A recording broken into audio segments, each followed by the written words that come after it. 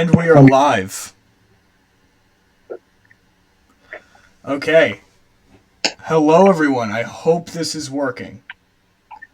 So, I need to include the Zoom capture. Although I'm not sure how Max, sets it up or all that. So, give me 1 second, and I will try and do my best to figure that out. This isn't my first time using OBS. That's gotta look terrible for you guys, because it's just the window being insane. But let me see if... I don't even know if they can hear us right now. Yeah, we only need the audio. It's true, yeah. We can do this first part audio only, and then when Max shows up, maybe we go... Because you're, in the corner.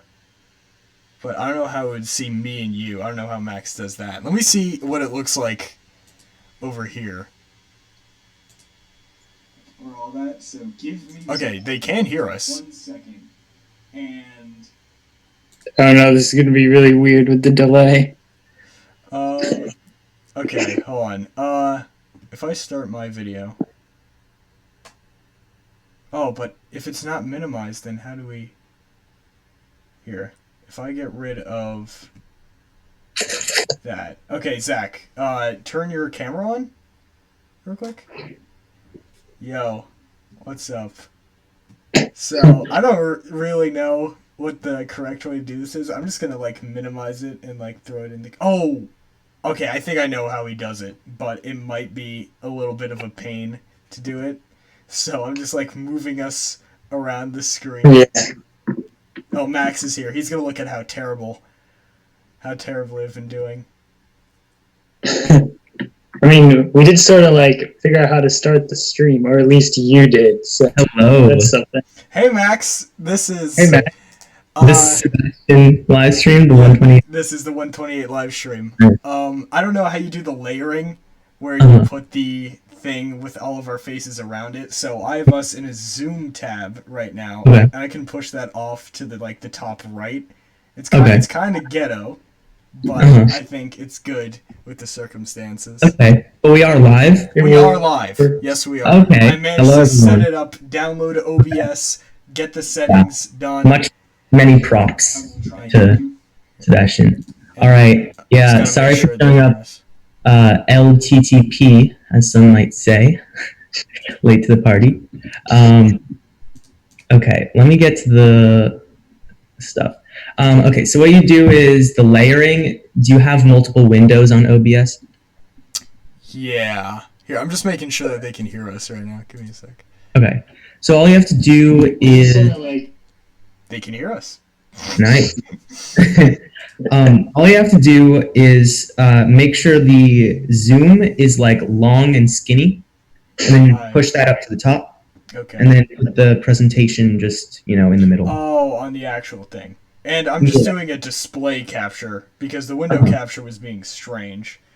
Oh, okay. So display capture even easier. Yeah. Yeah, okay. I'm gonna go back into display capture. It's gonna look weird for you guys at home because it's just, Yeah, I'm excited to see what's up. Okay, so the first thing I do is I go in here and I would...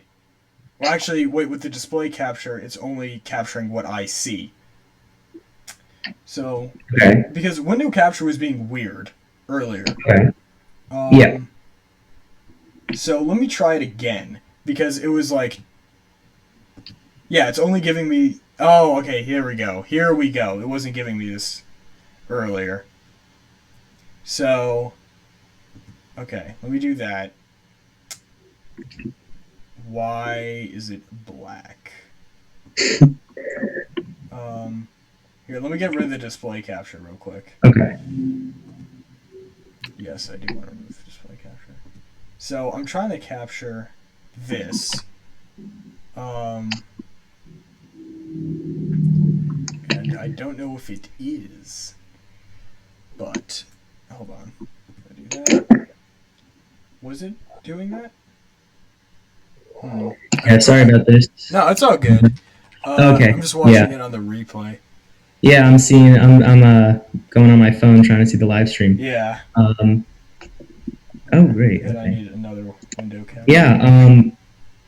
So I gave Sebastian my Gmail account password.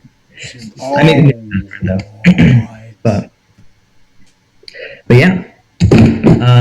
I guess I'll be changing my what password. is going on? The stream is definitely a little. Yeah, it's just totally. Is it totally black? Yeah, it's totally black. Okay, don't worry though. Once we Oh, I can see your cursor. Yeah, you can see my cursor. Oh. Yeah, people that watch it back, I added I will have added the timestamps, so they can just skip past all this mess. The Zoom window is totally broken as well. Okay. I think we're gonna have to go ghetto mode on this. Okay, fine. Yeah, do it. Let's just see. Sorry, boys and girls. Remove. Alright, now I'm doing display again. Display is definitely the low budget version. The low budget, yeah. Display capture. I'm also turning off capture cursor. Okay. Yeah. No more capture cursor. Oh wait, I need. It's so weird. What is going on? I need the zoom. Oh wait, that's not the zoom. Here's the zoom. There's I can only see one thing on the live stream. There's like also two of Zach. It looks like a barcode. For some reason. Yeah. Oh boy, yeah. The live stream looked messy. Yeah, no, the zoom thing. That's me trying to do the zoom window. It is just not happening. Okay. If I do this, zoom does go away. Okay. So I'm gonna have us over here. And what I can do is I'm just going to. Worst comes to worst, we can just do a audio only stream if you want. True, but I think I actually might have it. Oh, nice. Not the original, but my version. Okay. We need Zach over here. Okay, we're going bottom. Okay. What's the? I guess I can move it depending on the slide. Yeah. Here's what you can do actually. If you go into present, and then you can exit full screen but stay in present mode. Wait, why are there two of me and no Max on the live stream? Yeah, no, that'll change. I also if you hit present, you see that little go back to present. Yeah. Okay. Yeah. Hold on. Okay. Sorry, I'm watching things on 30-second delay on the live stream. Yeah. Okay. I hit present. Oh, there you go. Okay. Yeah. If you hit present, what you can do is there should be a little symbol that's like the exit full screen symbol on YouTube. It should be on the bottom little black bar. Yeah, hit that. Yeah, and then you can change the size of the window however you want to. So. Yeah. Oh, okay. Oh yeah, I just realized giant pool donut right next to me is in my Zoom frame. I don't know why. Okay, we're off on like the corner. All right. Okay. So, should we get into those plugs? Yeah. How are we looking? We're looking kind of grainy, kind of good. All right. You probably said this already, but like, hey Zach, thanks for coming. I have not said that already. Oh, he hasn't said it. It has been just straight chaos for like 20 minutes. Well, as long as we're present, it constitutes a live stream. What? Well, I'm trying to watch the stream over here, and it just randomly switches to a Jacksepticeye video. I love YouTube. I love YouTube. Yeah, okay, they can hear us. Okay, good. Okay, so, well, thanks for coming, Zach. I forgot to do the thing for the slide. Oh no, I didn't. What? I didn't do the title slide. It's fine. That's a shit. It's okay. So, let's see, Zach. How many times have you been on this live stream? Quite a few, right? I think 2 or 3 times before. Both games. Oh, if you count Rento. Yeah. So at least 4. Thanks for being here again. Yeah, my pleasure. Yeah. So today we are going to be talking about macroeconomics. Might do microeconomics in the future if we feel like it, right? But yeah, Yep. What you can do. Hold on. Are we here? We are here. Okay. Yep. Can they see my email? Kind of. I'm gonna not dox myself and. Oh It just said shoot! I dox. might have just doxed myself. Ah! Opens the email. It showed my email for a split second. We might be screwed. I might have to cut this right here. Well, if they know your email, which email is it? Is it your It's personal my email? personal email. Okay. Well, they'll send you business inquiries. True. Yeah. That's true. They don't know my password, Yeah, exactly. which I have in this tab over here.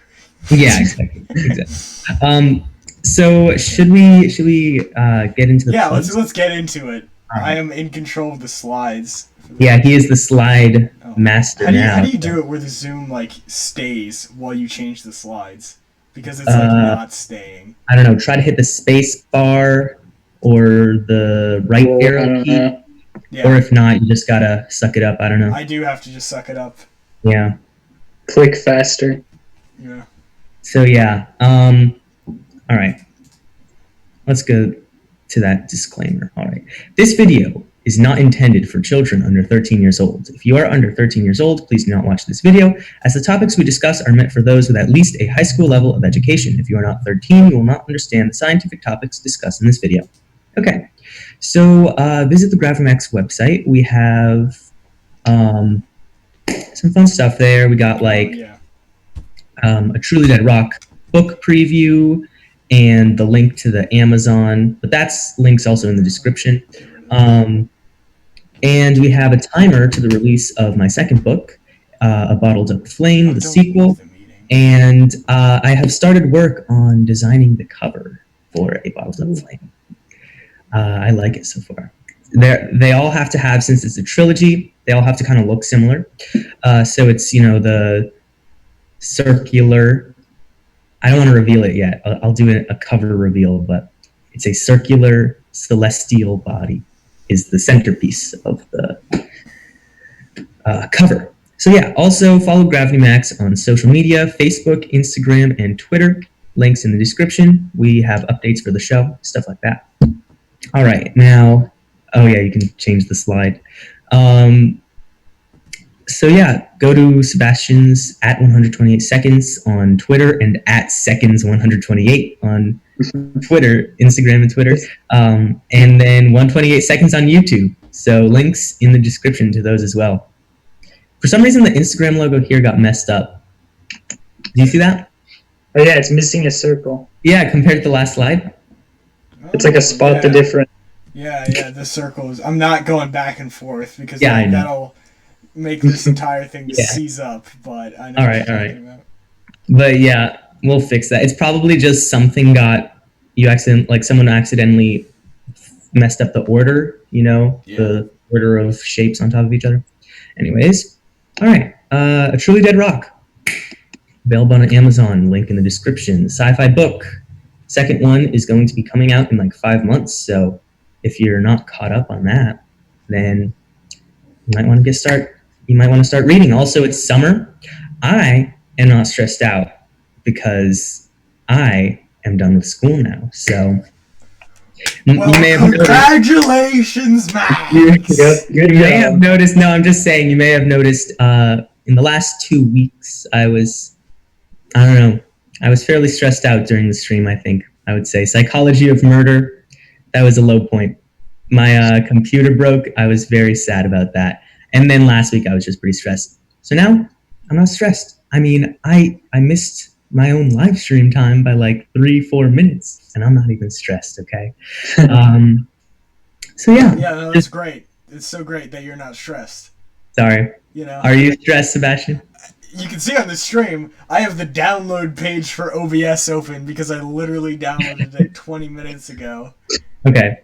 Well, I apologize for that. It's fine. I used the auto config wizard, so it optimized the settings so our frame rate isn't terrible. Yeah, isn't 2. Yeah. Yeah.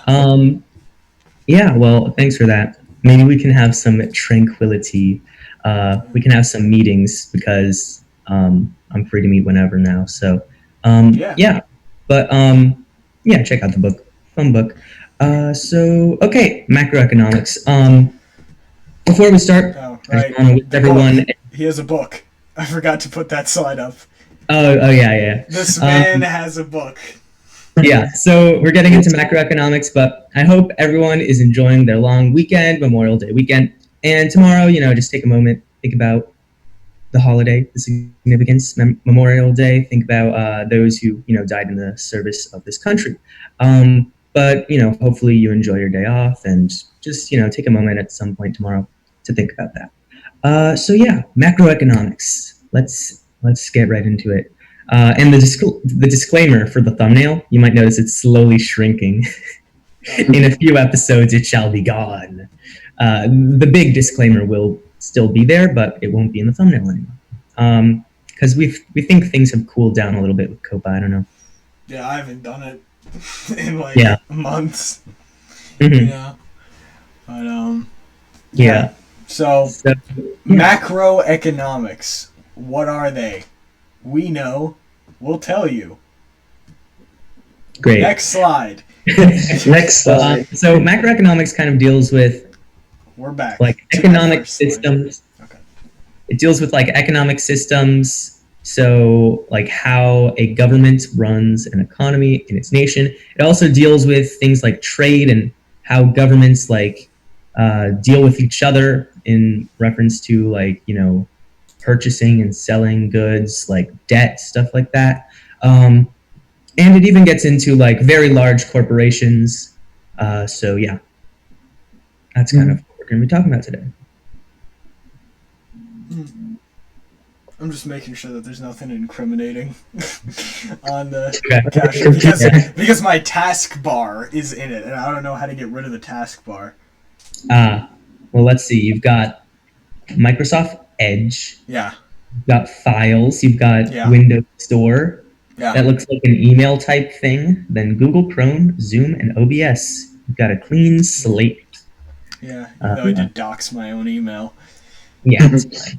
So people will send you business inquiries, but if I hover, never mind. I'm pretty sure it's on your channel though, like on your about page. It might be. Then we're okay. Yeah. You know what? I'll put it there. Fine anyway. I'll just put it put it there now. Self-docs. Yeah. Self-docs. Yeah, I have like a second Gmail account for business inquiries. That's what I did. But anyways, yeah. So I think you're the slide bearer now. So you say okay. Oh, I am. Anything else? The power of the sun in the anything else? Of my hand.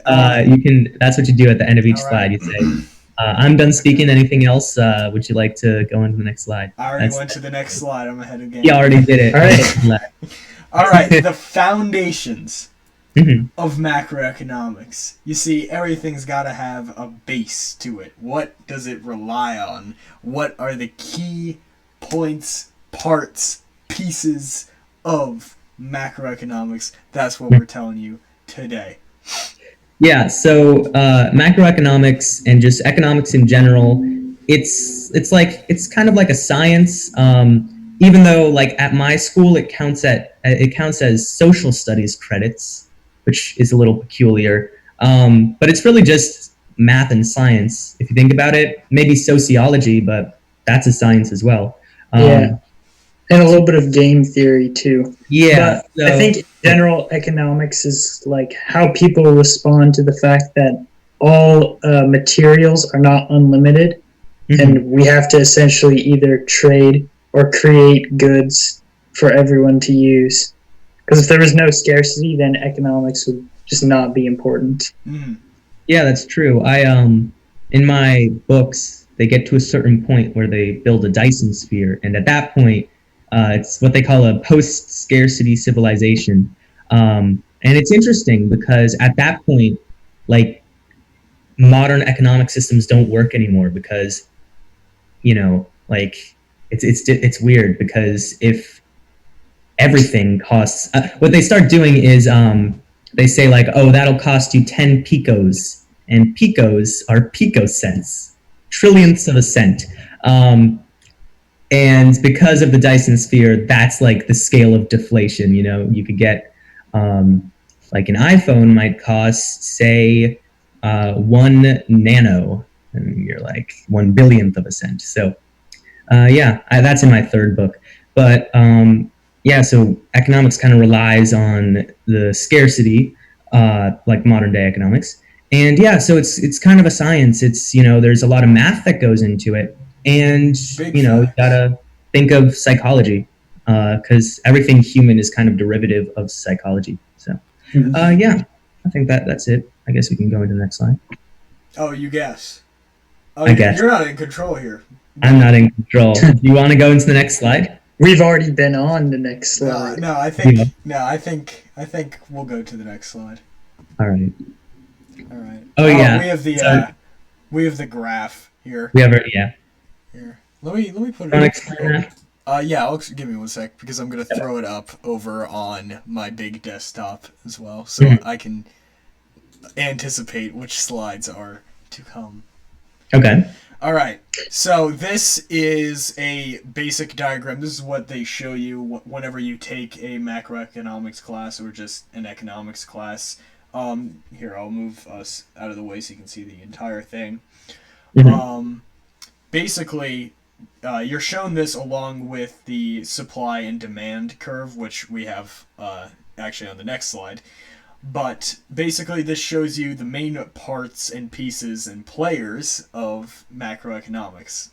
So you have the household, the government, and the corporation, and each of them interact with each other through savings, through tax, and through transfers, and then the government has government expenditures.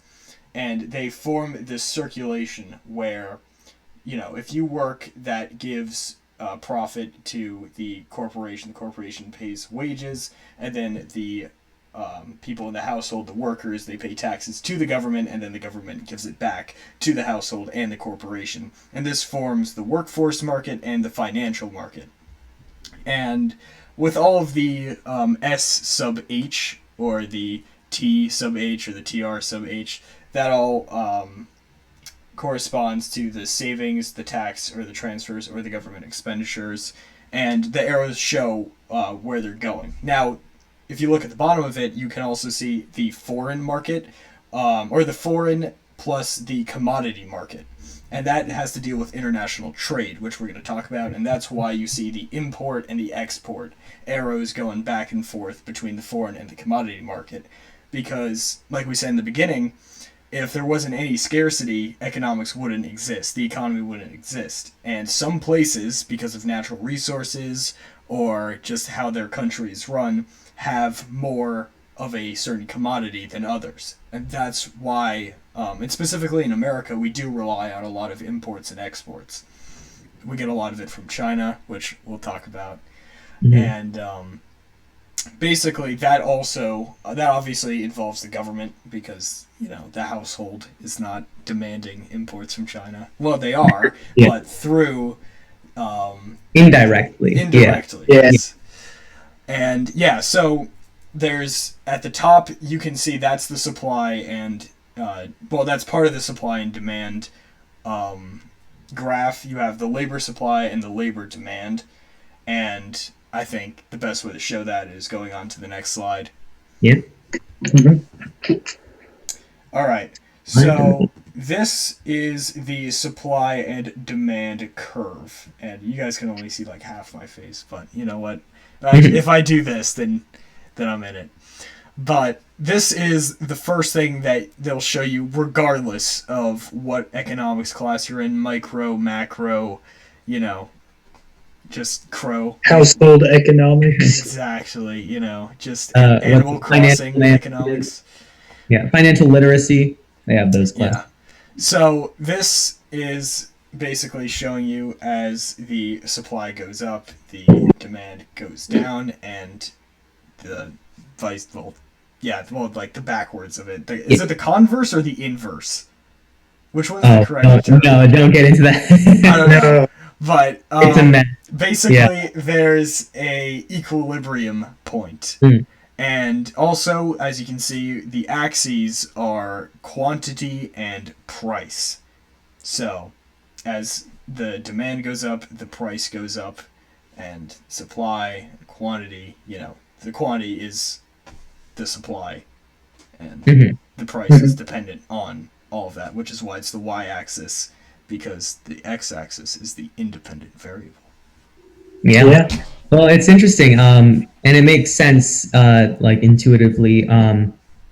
If you think, like, say that there's a drought, the supply of water goes down, so the demand stays the same. Everyone always kind of wants an amount. Actually, the demand can go down if you think about it, because then they put in place droughts like measures. But just kind of imagine this situation where demand stays the same but supply goes down. Naturally, the price will go up. And then let's say a situation where demand would change without supply. I don't know, I guess over time, say there's a video game, at first everyone really wants it, and then people have it, and so then not many more people want it over time. So that's why it's like always really costly at the beginning, and then it goes down. But yeah, it's interesting because, as I was saying earlier with the drought example, is that the government can kind of get into it. Like in California, whenever there's a drought, like you're not allowed to water your lawn anymore or something like that. So that would make the demand go down as well as the supply to try and sort of keep the price reasonable. So that's pretty interesting. And yeah, so, other governments can also like just have complete control over price and just fix the prices. And in those types of controlled, like state-based economies, the supply and demand curve isn't really as possible, and that can have a lot of negative impacts. Yeah, so this is obviously, when we are shown this, we immediately think of the free market, but yeah, it would definitely be interesting because, like, to compare it to other countries because of different economic systems, and that's what we're going to talk about. Yeah, and also recently, you might have heard of like price gouging with like medical supplies. Maybe that was a little while ago, like a month ago or something.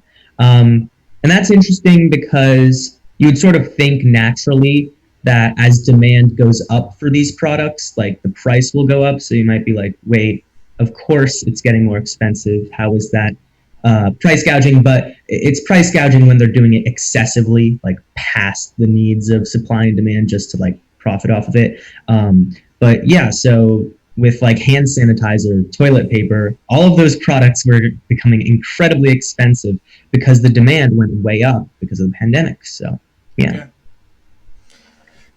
So yeah, that's basically the basics of supply and demand and the economic cycle. So now we're going to get into, and you kind of segued into it pretty well, what is the government's role in all of this?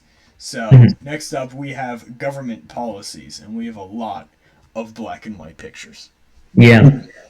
So one of the largest economic, like, government policies would be the New Deal, right? Yes. Yeah. Like that was a huge overhaul. I'm not sure if this was the place where income tax was introduced, or maybe it was a little while before that. Income tax had been introduced during the Progressive era, a little bit before, but the New Deal was when they essentially introduced like a ton of government agencies to regulate the economy, like the FDIC and stuff like that. I think also a lot of government services, like maybe welfare, right? Yeah, Social Security was created via the New Deal. Yeah, so this is interesting. And so, yeah, well, it's not technically part of the New Deal. It's interesting, income tax has always seems to be like this monolithic thing. Like they always say, nothing's inevitable but like death and taxes. But if you go back far enough, people actually didn't pay income tax. Which is the government had to get most of its revenue from tariff taxes, which we'll talk about later. But in general, the government can either go one of two ways. It can either regulate the economy strictly and try to like reduce inequality, or it can make it so that it's basically like hands off.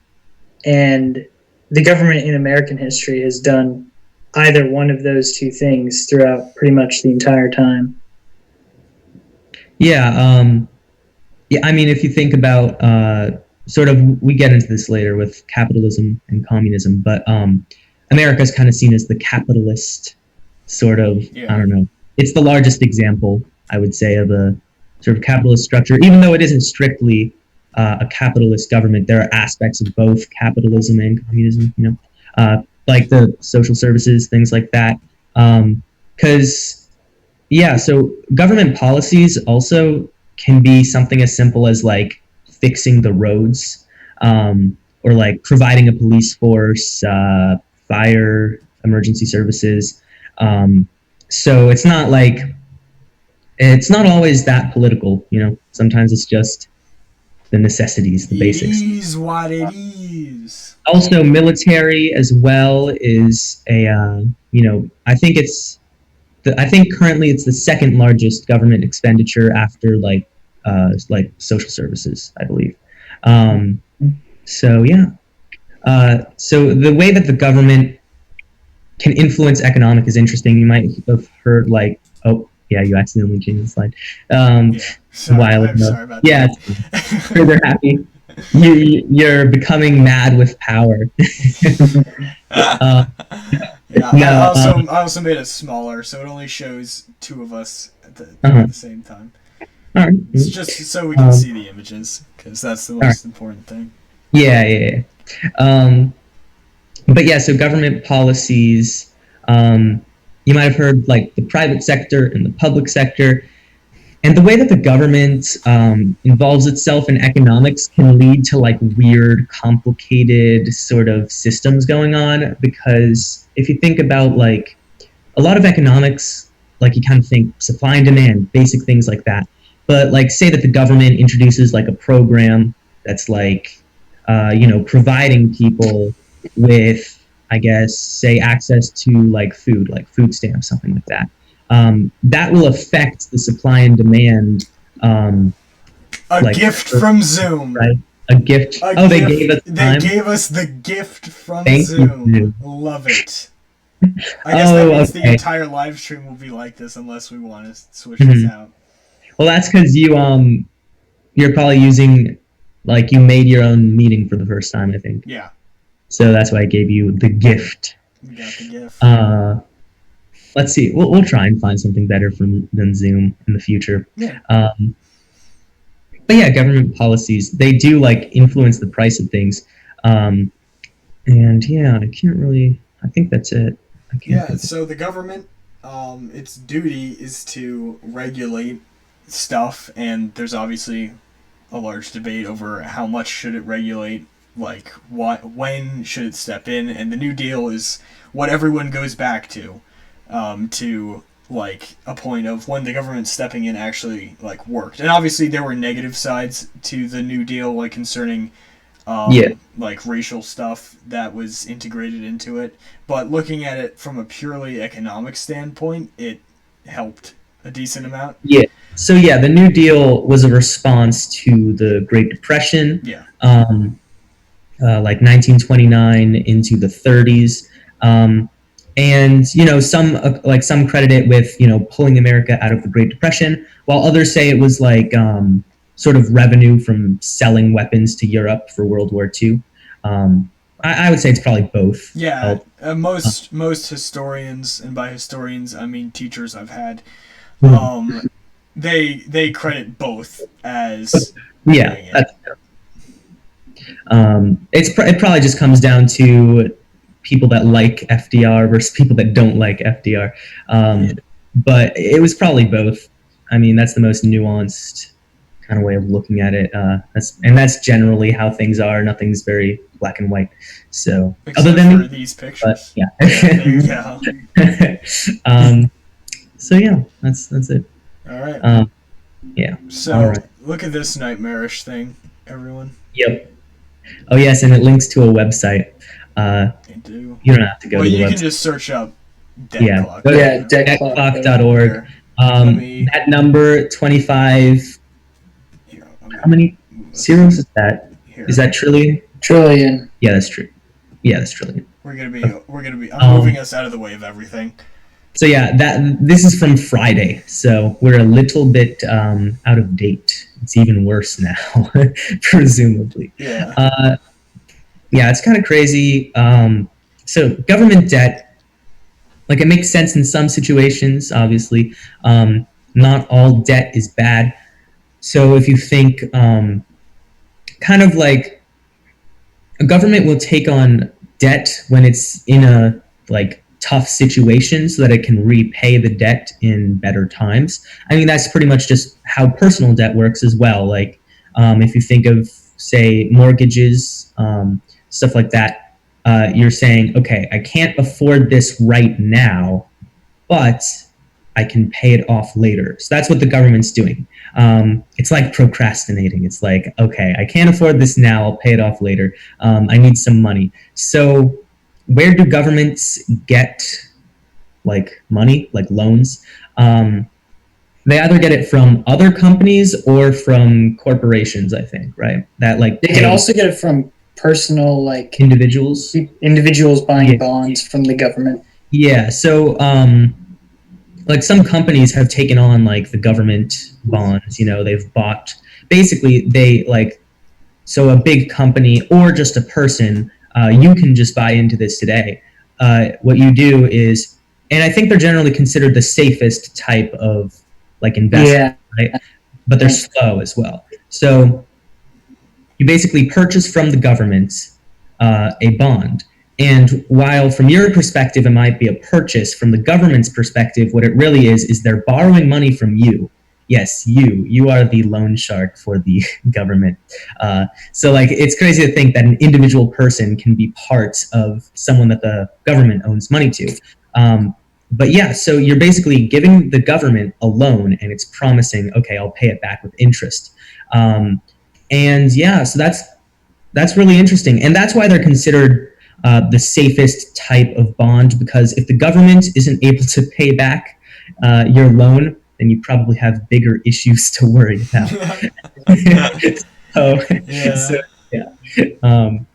So that's kind of how the government does that. But yeah, so the U.S. government debt is very large, $25 trillion.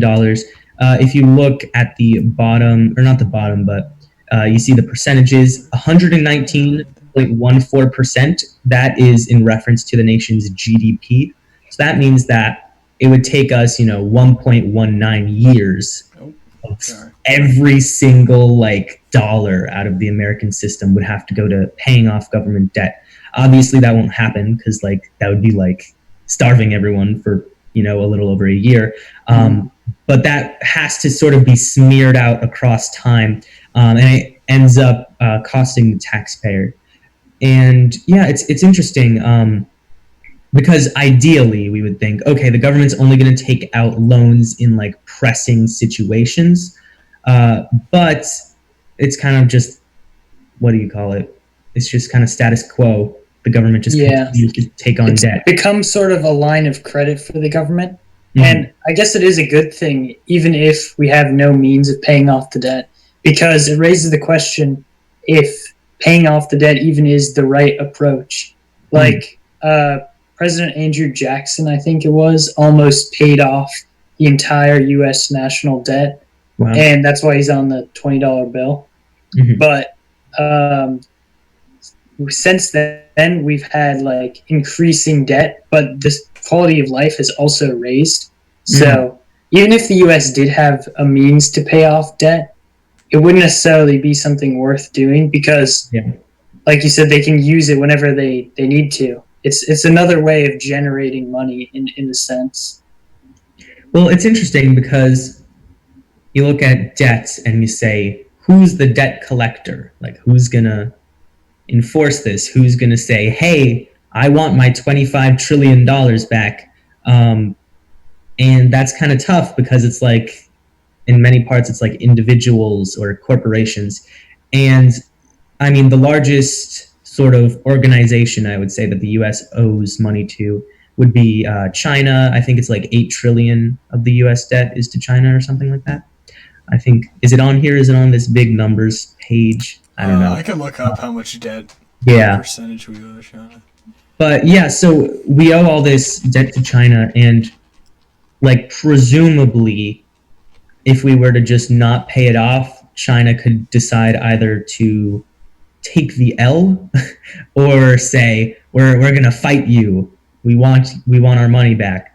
So that's kind of the only way to enforce government debt. Kind of like how a debt collector would come after someone when the person in debt, is the government, and particularly the American. I'm getting only 1 trillion, which seems a little low because. Well, there's a difference between the debt that we owe to China and the trade deficit to China. That's true. Because, for example, President Trump was throwing around some crazy numbers of money that we owed to China, but he really was talking about the trade deficit, which basically meant that we were importing more goods from China than exporting to them. Yeah, and a trade deficit, if you think about it, it could be, it's still I don't know. Money lost, which. Well, it's just kind of but it's not a debt specific. It's kind of like you're paying for something, though, right? So it's not like we've actually lost anything or we owe anything. It's more just like they've sent us more stuff and we've paid them versus us sending them stuff and them paying us. Is the trade deficit on here? I'm not seeing it. I don't think so. I could look that up. Excuse me, real quick.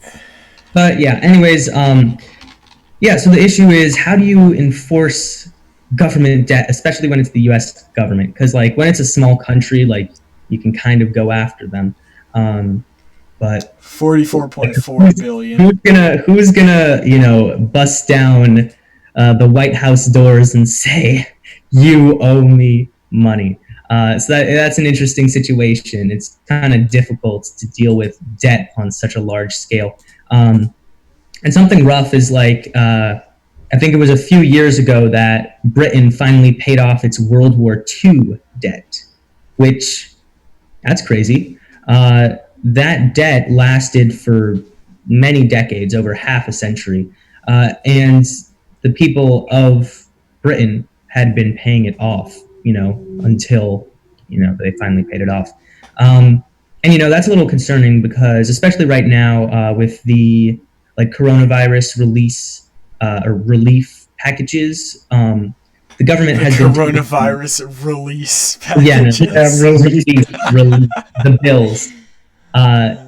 The relief bills have forced the government to take on more debt, and we'll be paying off that debt in our 20s or something. So yeah, debt, it can be good, it can be bad, it can help us out of a rough situation, but then later it can lead to sort of a long, slow burn of, bad times. So it depends. That's all I have to say. Yeah, I really do. But yeah, no, this is scary. Obviously, no country is in as much debt as the United States. And, but we're still thriving, because no one's really come to collect, and we have such ties to China and all that. So we're kind of in, these numbers are definitely scary. You look at them here and all that, but I think we found kind of a niche spot. Now, what's the biggest issue is probably the student loan debt, which you can see in the unfunded debt /interest tab, and that you hear every politician talking about the student loan debt, because that's put on the individuals, whereas the federal debt is obviously just de-government. Well, the thing with the government debt that's interesting in owing China money is that in the modern world, it's sort of the government, or nations in general, have increasingly found that it's more profitable to trade with someone than to fight a war and win against them. It used to be that in very ancient times, you would kind of pillage, right, and get all the bounty, and you would get the land and whatever. But because of how destructive war has become from World War I, World War II, it actually is less profitable to fight a war than to just trade with a nation in many cases, because if you want land, that land will be destroyed from warfare. If you want, resources get destroyed in warfare now. So it's often just better to trade with them and like kind of that sort of thing. So yeah. And there you go. Yeah. All right. Next slide. All right. I'm going to make us big again. Mm-hmm. The role of banks. Yeah, I see. No, I would prefer. I see you float around the screen. That's interesting. There we go. Are we on the slide? We are. Okay, so the role of banks. Jonathan Banks. In the left hand corner. Yep. Yeah. So. So banks are interesting because they provide sort of like a safe place to keep your money, but at the same time they also provide people with loans, and so they are a source of loans and debt, and mortgages are through banks, and so it's kind of interesting because if you are saving money, right, you often put it in a bank, or say you invest it, but let's just say you put it in a bank. What you're saying by putting it in that bank is like, I don't need it right now, so the bank, you can use it, right? And then the bank's like, oh, we don't need it. Like, this is sort of how our organization works, so we give it to people that do need it. So while you might think like, oh, my money is like all nice and safe in a little box in the bank, it is actually being given out to people, unless it's like a personal deposit box, obviously, but just pure cash, like pure numbers. Doesn't act like, you don't have corresponding like dollars in the bank. I think it's that like a bank by law only needs to have like 10% like of the money that, like, it only needs to have 10% of the money present within the bank, like capable of being able to pay back to the people that have put money in the bank. So 90% of the money that you put in the bank is like actively doing work, I guess you could say, sort of in the community, because it's going out to people that are, having mortgages, loans for businesses like startup companies. So, it's going to good use. But basically, banks sort of rely on the fact that everyone doesn't ask for their money back at the same time, because that's an issue. I think that was part of the Great Depression, right? That was bank runs. Yeah, so the banks would utterly collapse if everyone all at once said, we want our money back, because they don't have it. They've given it to other people. So it's like interesting, but it's good because you at least have your credit, and the banks are required to keep 10% like of the money that people have given them. So as long as no more than 10% of the population goes to their bank to get money all at once, you'll be fine. But if everyone asks for the money back, it would be a big problem, because it's good if you think about it, because instead of because you're still saving money by using a bank, but instead of it just sort of sitting in your bedroom under your mattress, right? It's actually building new businesses, building new houses, allowing people to move into homes, so like allowing people to start families. So they're very productive. They sort of reassign like money, but guarantee that you'll get it back eventually. So like once you need it. So it's pretty interesting. So even if a bank does close, deposits up to $250,000 are protected by the government, which is something they also created after the Great Depression. And like you said, Max, like your money doesn't physically exist inside the bank. Yeah, it's being like lent out, and that's the reason why even for personal deposits, your bank still pays you interest. So even keeping your money in a bank is always a good idea, because you get a small percentage of it every year, like compounded and added to your account. Yeah, that's another aspect of it that's like beneficial, I guess. That's sort of the incentive that banks give you to actually like give them your money is that all of the loans that the banks give out have an interest rate, and part of that interest rate, so that means that people say borrow $100,000, and by the time they pay it off, they've paid back like $120,000, right? That 20,000 goes, obviously bank employees, bank buildings, bank executives, but also to you. It goes to your bank account. Although I'm pretty sure the interest rates for bank accounts are really low. They are very low. I think at one point they were actually fairly large, but now it's like a few pennies for every like $1,000, and this is like quarterly. So by the end of the year, you maybe get like 10 cents for every dollar you have in the bank or something, which really, that's not a effective way of making money. Even if you save like $1 million in a bank, by the end of the year, you get $100. Ooh, right? Like compared to the amount of money you've saved, that isn't much. But in the past, it actually was quite a lot, like to compound. So let's see, what else about banks? They're responsible for the 2008 crash. Yeah. And that was due to little bank regulation. Like, banks can take control of insurance or loans or all of that.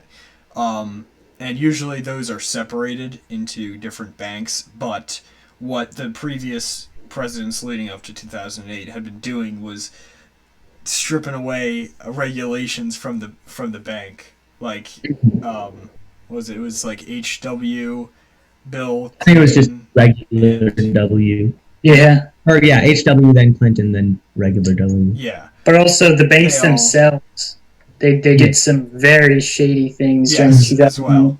They traded on they did credit default swaps on securities that they didn't like exactly have yet. And they issued tons of mortgages that really people ended up not being able to pay off. Yeah, and they knew it often. They often knew, like, this person probably isn't going to give it back. Whatever. Yeah. We're still good. Yeah, exactly. And that happened too many times, and that's you can. That's another reason why the Great Depression kind of happened, because it was the introduction of credit, and people had like no idea like how to use credit. They were like, I got a magic piece of plastic that gets me whatever I want. Like they obviously didn't have credit cards. And they had too many Gatsby parties. Yeah, exactly. Yeah. So yeah, that's all. When were credit cards like a thing? Because I can imagine them like obviously being non-electronic, but like maybe they just had a card that said, I have credit. I don't know. Well, I suppose you could you got to put in the number, I guess. I don't know. I think it's probably like, I'm just guessing, is that you still had a credit card number, right? Yeah. And even without like all the electronic stuff, they could have a credit card reader before the internet. Like, they did. They had like a little metal machine that you put your credit card in, and somehow it like inks it or something. I don't even know. Or they could record the number, and then by the number they send that to the credit card company. They say like $20 from like 1569 whatever, right?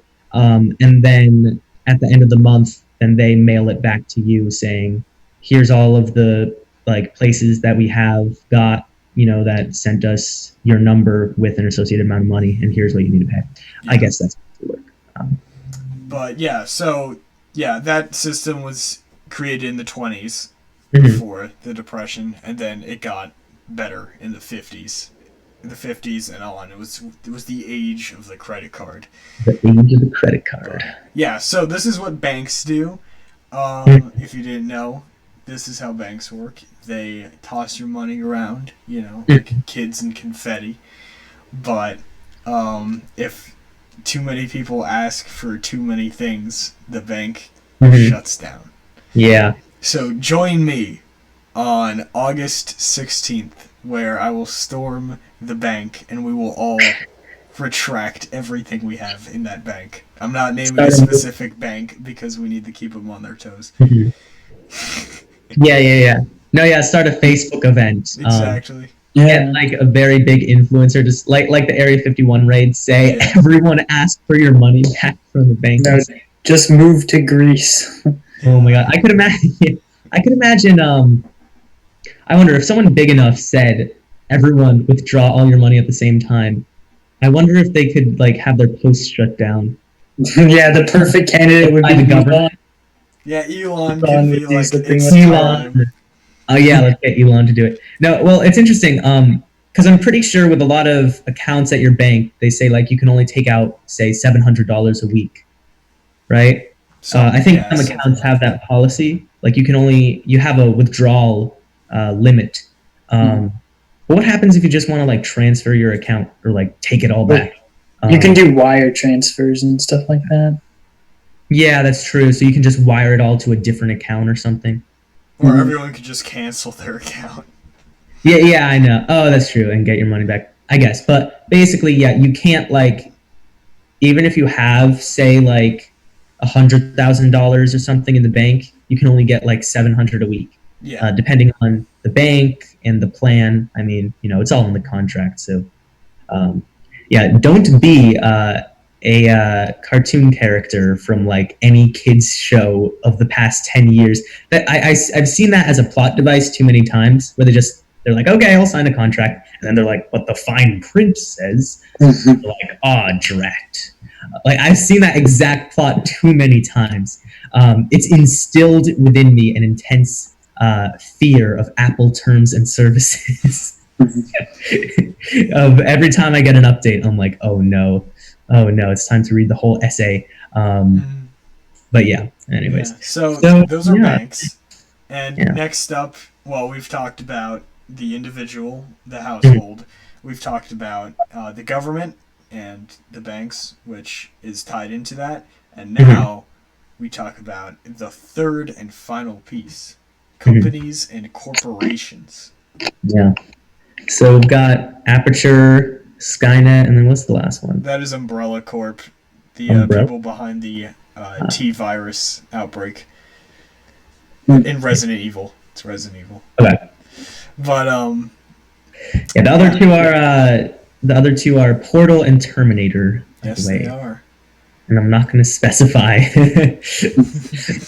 So, but yeah, so companies and corporations, we know them. They've grown to be like massive. Obviously, it started with the like J.D. Rockefeller and well, you could even go back to the East India Trade Corporation. Yeah, but those were like that was interesting because the modern sort of economic system as we know it didn't really apply because it was all mercantilism. So it was sort of like these corporations were just tied to their governments. They would often get charters like from. Well, yeah. All I'm doing is I'm speaking to the size of these things, and that was definitely one of the biggest. But now we have like Disney, and we have Apple, and all the others of the Google, big one, Google, and all that. Facebook. And we're gonna get into monopolies later on, and you could obviously make the argument that a lot of monopolies exist today because like who's using Bing, but it's like specifically with stimulating the economy. You good, Zach?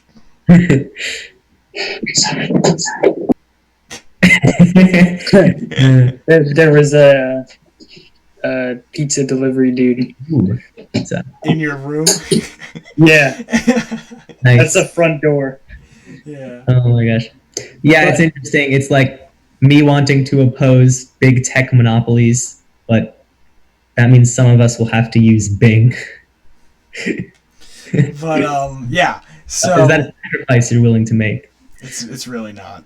Yeah, exactly. But yeah, so people work for companies, people work for corporations, they're paid a wage. That's how the money flows between the household and corporations, and then taxes come, business tax comes in, and then income tax, which is how it goes back to the government, and then they sell products. That's like how you go the other way from like the individuals, the households. anything from like food, physical resources, land, just like internet. Yeah. So this obviously is tied into corporations going to the individuals with what you're saying about products and stuff, because if you want a product, you go to Amazon. If you want like a portal gun, you go to Aperture. Yep. It's you want to kill a robot, you go to Skynet. Not much to do over at Umbrella Corp. But yeah, so they're important for the economy, and especially the one that we live in, like today, with our capitalist society. And even in like communist countries, like a lot of companies are based in China, and we have dealings with those. And there's obviously some controversy with that, like going back to, I think it was like January of this year, the game company Blizzard, who's responsible for creating Overwatch. Responsible. Yeah, they're responsible. We have to hold them accountable for this travesty they released upon them. Yeah. But what they did is, and I can't remember the specific scenario, but what happened was they were pandering to China. I remember it was orders. Yeah, do you have it? It was, they had a like Overwatch tournament competition, and then the leader was like, or the winner said like free Hong Kong or something like that, like voice support for the Hong Kong protesters, and then he got his like winning award revoked. Yes. Okay. So yeah. And that's pretty frightening. The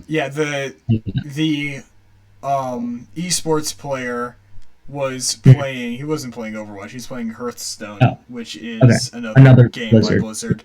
And his gamer tag is Blitzchung, if you want to check him out. But he won, or during an official streaming event, he supported the Hong Kong protesters. And Blizzard punished him for that. Because China was like, hey buddy, you can't do that, or else we're gonna pull your streaming. We're gonna pull your rights for streaming in China. And a large amount of Blizzard's income comes from China, because I don't know, they like Hearthstone, but so they like yelled at Blitzchung, and they what specifically did they do? I think they took away some like title, right? They banned him for 6 months. Wow. Yeah, so this is an interesting situation, especially with the new invention of the internet. With this new invention, the internet, these corporations, a lot of the internet, media companies, have sort of been able to sidestep sort of like American law and like American protections, because they are not the government. So they're allowed to do things that would be unconstitutional for the government to do. And they kind of can't be held accountable, because it's saying the government can't infringe on your freedom of speech. But if a corporation that owns 90% of the search market does, well, we can't help you there, because in a way, you could say that corporation is exercising their freedom of speech, which is a strange thing to think about. But technically, businesses and companies do have kind of the same sort of, some different but similar legal protections to the to just citizens, and that includes freedom of speech. So a company can't be shut down for what it says or what it doesn't say, right? So the problem is, for these internet companies, is that through their users, what their users say is sort of what they say as well, because their users are using their platform to say it. So they can say, we don't want to say that. We don't want to say these things, and they shouldn't be forced to, right? But then it's a problem, because then you're infringing on the individual's right to the freedom of speech. that's a big legal issue, and it is currently not resolved. And I think we're probably going to have to see some resolution to that within a decade. Otherwise, things are going to get sort of out of control. That Blizzard incident is just one amongst many on like YouTube, Twitter, Facebook, where people have gotten banned from the platform for what they've said. And yeah, so the argument is, has the internet become a utility instead of like a service? Because if it was a service and sort of a publisher, that's what a lot of these companies like Facebook, that's what they currently count as. They say we're just publishers. We publish like things that people say. So, you know, you are like a writer for Facebook, for instance, and they publish what you have to say. And if they don't like what you have to say, just like if you were to work at a newspaper, they could say, no, we're not going to run that, right? So that, you know, that's sort of getting a little murky now, because it's like, okay, should they really be considered publishers when they would have, you know, like 200 million daily or whatever number it is? They have millions of writers. Are they really a publisher at this point? So yeah, that's a coming legal battle probably at some. So yeah, that's like companies and corporations. Yeah. Going back to Hong Kong, I think Hong Kong is in definitely an interesting situation because it is very much a free market economy, and China, that is like not allowing its independence, is one of the only surviving communist states. So the conflict there, and I know especially in recent news, like China is trying to get Hong Kong like back essentially, and not make it an independent state anymore. That would definitely have some crazy effects, like we saw with the protests that got the Blizzard streamer banned. I think if they took Hong Kong's rights away even further, that the people there would revolt even more. Yeah, well, it's interesting because Hong Kong was a property of Britain, like after the Opium Wars, which are like from the 1800s. And so their lease was for like 100-something years, and it like expired recently. And so they technically would give it back to China, which is so interesting. Can you imagine what they were thinking at that point?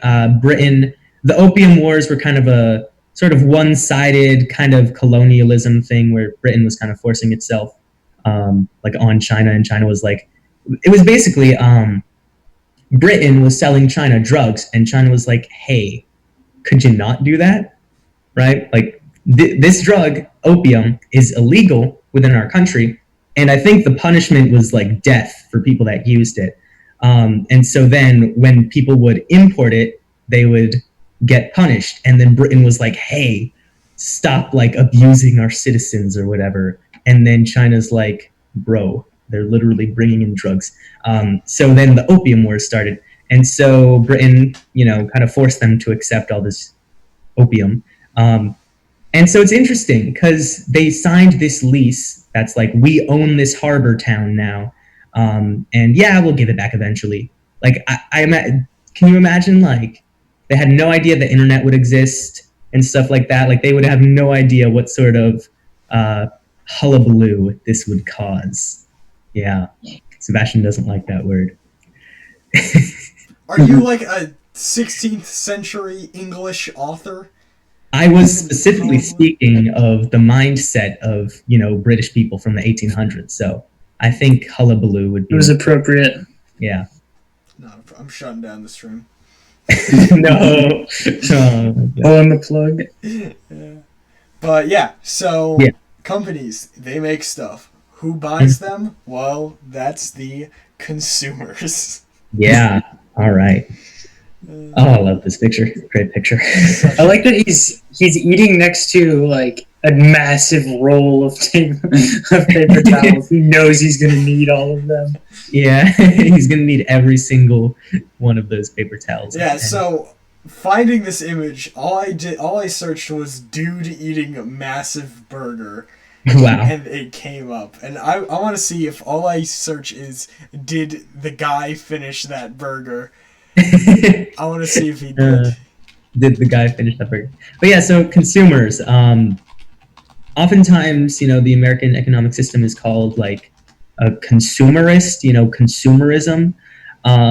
And so that's sort of the idea that like as soon as you get money, you should buy something with it. But that's definitely some people's philosophy. But it's also a good idea to save up money. But yeah, consumers are people. It's really just anybody that buys anything. In the past, some people could exempt themselves from being consumers by just, owning a farm, if you think about it, and being self-sufficient. But that isn't, the norm nowadays. There's urbanization, suburbanization. I don't think that's a word, but it's just part of the larger grand scheme of things. That's part of the urbanization. So you can't be self-sufficient in a city. You have to rent your land or your apartment from somebody. You have to purchase your food from somebody, and all of those actions are part of consumerism. So most people are consumers now, and consumers, they pay for products from corporations. The corporations compete for the lowest price so that they'll get more consumers, and that's kind of a large part of how the economic system works. So yeah, that's also a reason why we try to oppose monopolies, and that's that if there's only one corporation selling something, then the consumer has to put up with any price that the monopoly. World may never know if you finish that burger. If you finish that burger, yeah. So it's like bigger than his head. That's crazy. Compared to, not only were they self-sufficient, but everything was more or less shared amongst the community. You didn't even have to purchase anything because you automatically had everything once you were born into that society, or you had an equal share with everyone. I think that's like anarcho-communism, right? Yeah, that's sort of the government system there, where there's like small communities, but like they interact with each other. It's kind of like a hybrid system because you get like 20 people or something, right? And they share amongst themselves equally. But then when they interact with these other groups of people, there's actually like trade and stuff like that. So yeah, that's really interesting actually. The like pre-colonial economies are probably like the only instance you'd see of anarcho-communism, because if you get the like four corners of the political compass thing, and that's one of them, but it's kind of rare to see that. More often you see the authoritarian communism, which is like, USSR, China, because that's kind of it's easier to enforce, obviously, because the whole point of authoritarianism versus libertarianism is whether or not you can enforce something. But yeah, so what else about consumers? Yeah, well, that's it. Yeah, so corporations rely on consumers. Yeah. They wouldn't be able to exist without people buying their products or people using their services. So this is just the final piece. Yeah, the final piece. It's not a triangle, but you get me. Yeah. But yeah, so next up, we are going to talk about some different economic systems, which we alluded to earlier. With all that. Yes, so we're getting into CAPCOM, which is capitalism versus communism. Two very different things. One relies on the free market and has social classes, not like enforced social classes, but they naturally exist. Yeah. As well as, you're free to start a business and all of that, and it's usually tied, like you were saying with communism. It's usually authoritarian communism. Is what we see. Capitalism is usually associated with going the other way. Yeah. So, first, we're going to talk about capitalism, which is what we have here in the U.S. Yep. of A. It's what Mhm. the majority of the world has, I think. Yeah, I would what we say need so. for that. It's a good idea to mention that pure communism and pure capitalism, I don't think either of them really exist Well, currently. isn't there the thing, once you go so far to the sides, you actually end up at the same thing, which is like Yeah, totalitarian. fascism. Yeah, totalitarianism. Well, that's more Of a left. political I don't system. know. Yeah, that's more of Not like a really economic. yeah, That's that's true, more of yeah. a political system than an economic system. That's true. But basically, pure communism and pure capitalism neither really exist right now because even the U.S. government, builds roads. A pure capitalist system, you would have to pay for your own road maintenance. You would have to subscribe to the fire department and the police. Everything would be privatized. And I mean, yeah, some Republicans seem like they sort of want that, though. I think that's more libertarians, probably, like big L libertarianism. So not just the general, because there's left and right libertarianism, but the American Libertarian Party. It's interesting. I watched like these like sci-fi short films about like privatized police forces and stuff, and it's really interesting. Yeah, I have heard some like libertarian arguments for it, but it's kind of weird because if you didn't like subscribe to the police, if you didn't pay the police every like So, here. month or whatever, We're on the then capitalism slide now. yeah, then they wouldn't like respond to an emergency or like the fire department. And if you think about it, that's kind of how it works because you have to pay the police and fire departments through your taxes. But it's just it would be so weird for it to be like this. Other things you'd have to pay for, let's see, bridges, you would have to like collaborate, like you would have to say, like you would have to, get some stock, pay for some stock in the bridge company. If you want a bridge built, you can't have the government do it. And even space, which is being privatized currently, but there wouldn't be a NASA. And then how would you even deal with a military? Well, then that gets into like, some libertarians are like isolationist, others aren't. But like domestically, pure capitalism, we do not live in a pure capitalist system. That's the point I'm trying to get across. Yeah. While we lean more capitalist than communist, and probably lean more capitalist than communist than like most other world governments or most like developed nations, I think Europe is Europe, Canada, because they have like socialized medicine and college and stuff like that. So we are even more capitalist, I would say, than most developed nations. But we could be a lot more capitalist. Like it's possible. Probably we can do it with your help. Yeah, yeah. It probably just wouldn't. $5, and we can make America a pure capitalist society. It probably wouldn't work very well. I don't know. Having to pay for the police force like directly, otherwise they just won't. That's a little sketchy. So yeah, there's good and bad to both systems. So one of the good things about capitalism, and as you can see by the picture here, capitalism rewards innovation.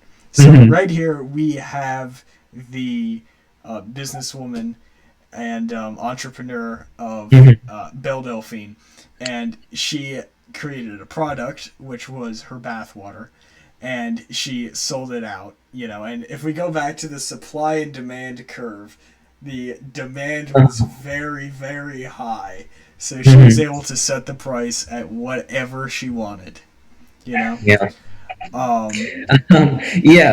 it's a joke, but yeah, capitalism, one of its main what do you call it, like the opposite of a criticism, a compliment. One of the main compliments that people give to capitalism is that it rewards innovation because there's like competition. So if you can produce a faster computer for a similar price, then the consumers will want to buy from you rather than the rival corporation. And this applies to like anything. Say like light bulbs. The original incandescent light bulbs were very trash, very they used way too much energy, very inefficient. Whoever created them just straight beclowned themselves. Yeah, exactly. They beclowned themselves. Let off too much infrared waste heat, and then we get these LEDs that are very energy efficient and good for the environment and squiggly. They look cool. Yeah, so that's definitely one of the better things about capitalism that it rewards innovation and also it gives you an incentive. And that's one of the biggest things in the debate versus in the CAPCOM debate is in a communist society or like a socialist society is usually more talked about with like a taxi cab driver is paid the same as a doctor. Everyone's paid like the same rate if the workers unionize and become like socialists and all that. And that's what Karl Marx wanted, which is what we're going to talk about later. But if everyone is paid at the same rate for every single job, there's not a big incentive to go for those higher paying jobs like astronaut or doctor or things that actually help the community. Yeah. So, and there's even there are also some jobs that aren't even it's not even about difficulty. It's just they're gross. You don't want to be the sanitation, you don't want to have to go into the sewers, and clean. That's not fun. Most people have an aversion to uncleanliness, I would say. So it would be difficult to get someone to work that job for the same price that they could work anything else. Yeah. And so oftentimes what you'll see in a communist system is that the government will have to force people to do this. But we're focusing on capitalism right now, I guess. So go ahead. The next slide actually is about the founder of modern economics and capitalism.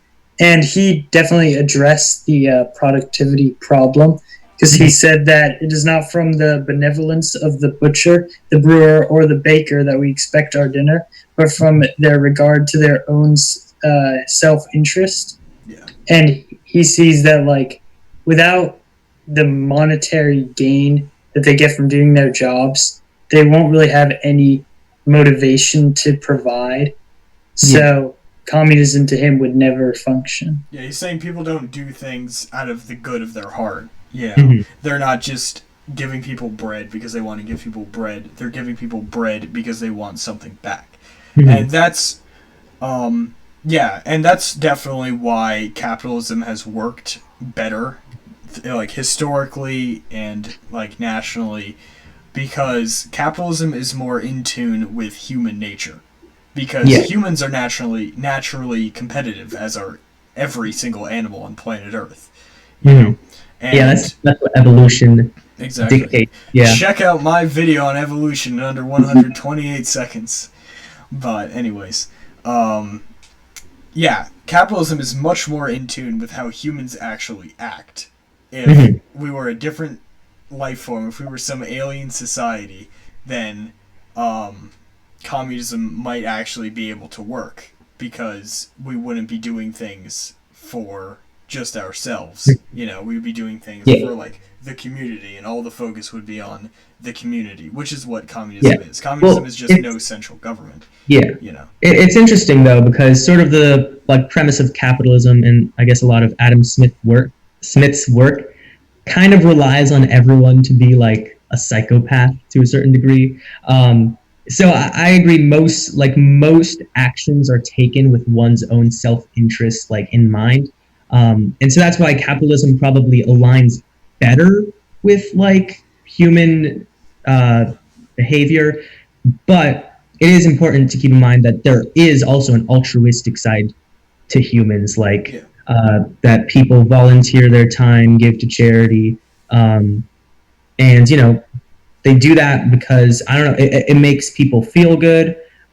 So that's an evolutionary thing, I suppose, as well, is that if you benefit, say, your community, if you help out people with the same genetics as you, right? It's sort of the familial thing. if you help out your brother or your sister, then it helps to spread your genes as well because they have fairly similar genetics to you. So that's why humans aren't entirely self-interested, because, people have multiple children, and you have relatives.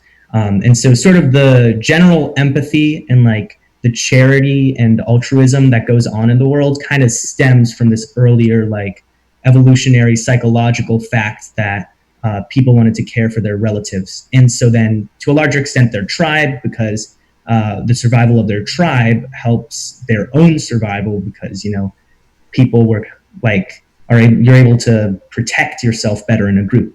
So yeah, it's interesting. So I'd say that's why neither system has like 100% like has a like that's why there aren't any pure capitalist or pure communist countries, because neither really works 100%. Neither maps 100% to human behavior. So it's like a bit of a spectrum between the two. So yeah. Yeah. I'd say the other thing Adam Smith is generally accredited with is turning away from mercantilism and encouraging cooperation between different nations, which is his argument in The Wealth of Nations, because he realized that every area is more productive and has either a comparative or absolute advantage over another nation in terms of producing a specific good. So instead of each nation basically trying to fend for itself, they should like rely on each other, and we should still try to do that more today. I think now there are a lot of nations that are definitely sidelined and not really involved in global trade as much as they could be, which makes it hard for developing countries to sort of rise to a more developed level. Yeah, it's interesting, because Adam Smith, like his primary target, right? It wasn't like communism. It wasn't like a response to Karl Marx. I think he came first. It was a response to like the sort of the policies of all of these imperial countries. Like he's from Britain, right? Yeah, this is British thing. I think he's Scottish. Scottish. Oh, okay, yeah. Part of the UK. Yes, if he they is had Scottish. a UK at that point in time. He lived from 1723 to 1790.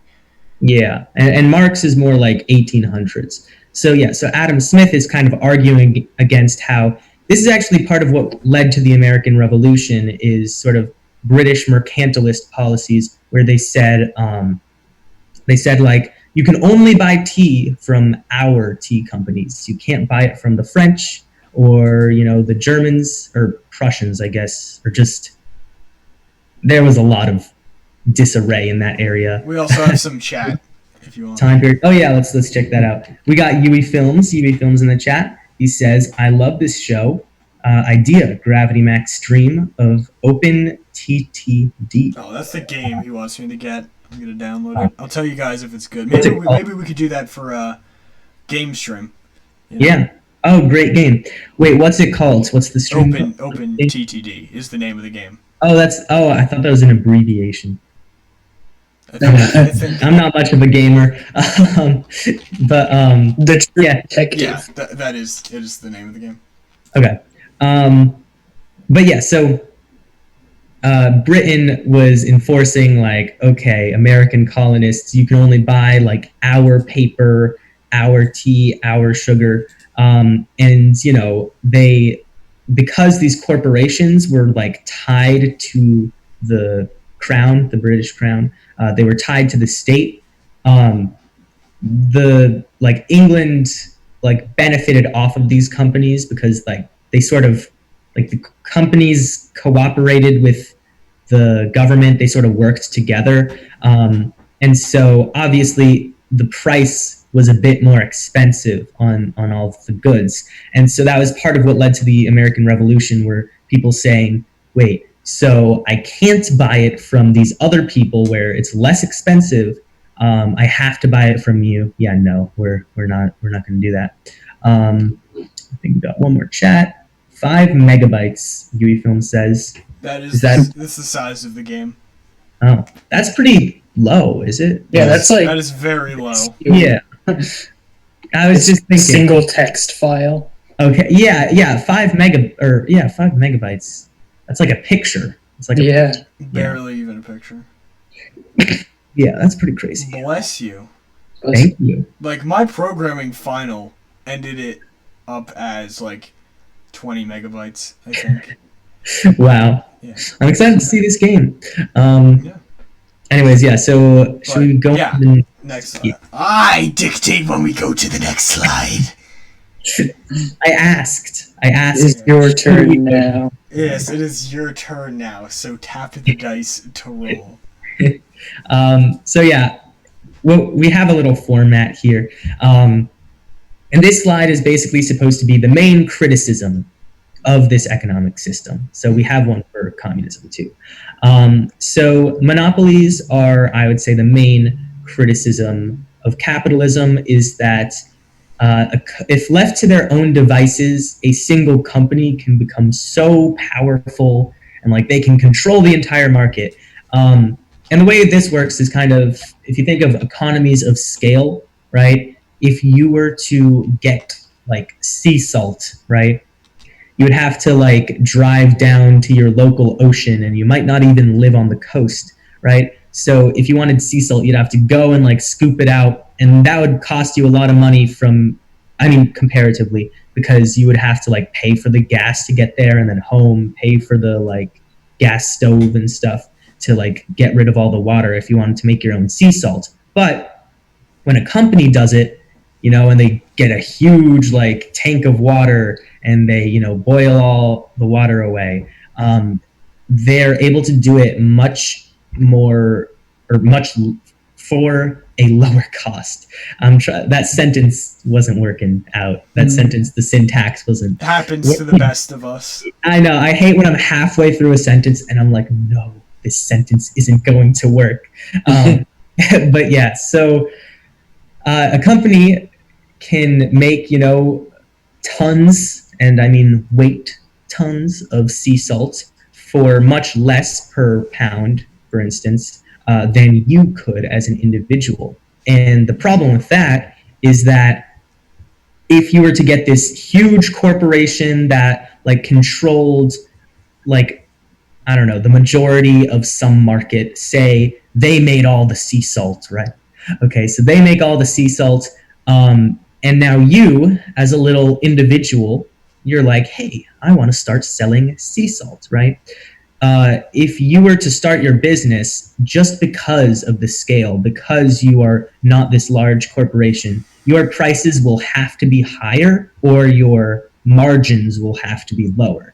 So monopolies can provide like impossibly cheap goods and services so that nobody else can enter the market. And so that's a problem because, like the whole point of capitalism is like encouraging entrepreneurship, so like small businesses, and monopolies act against that, which, then you're just then it's just lose-lose. You're getting the worst of both worlds, because you end up like not encouraging competition if it's just one company. It's sort of like a monopoly is sort of like a company becomes a government sort of in its area because it's like got the whole control. It's interesting. Yeah, there are like two main ways that a monopoly can obtain the control of its respective industry, either through vertical or horizontal integration.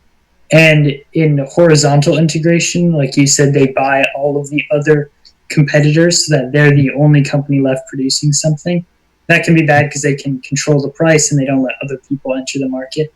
And they can also do it through vertical integration, whereby they buy like all of the required manufacturers to make a product. Like in the sea salt example, the same company that makes the sea salt owns the scooping company and the bucket making company. Yeah. And that way they can also pretty much produce things so much faster and just make it impossible for any competition.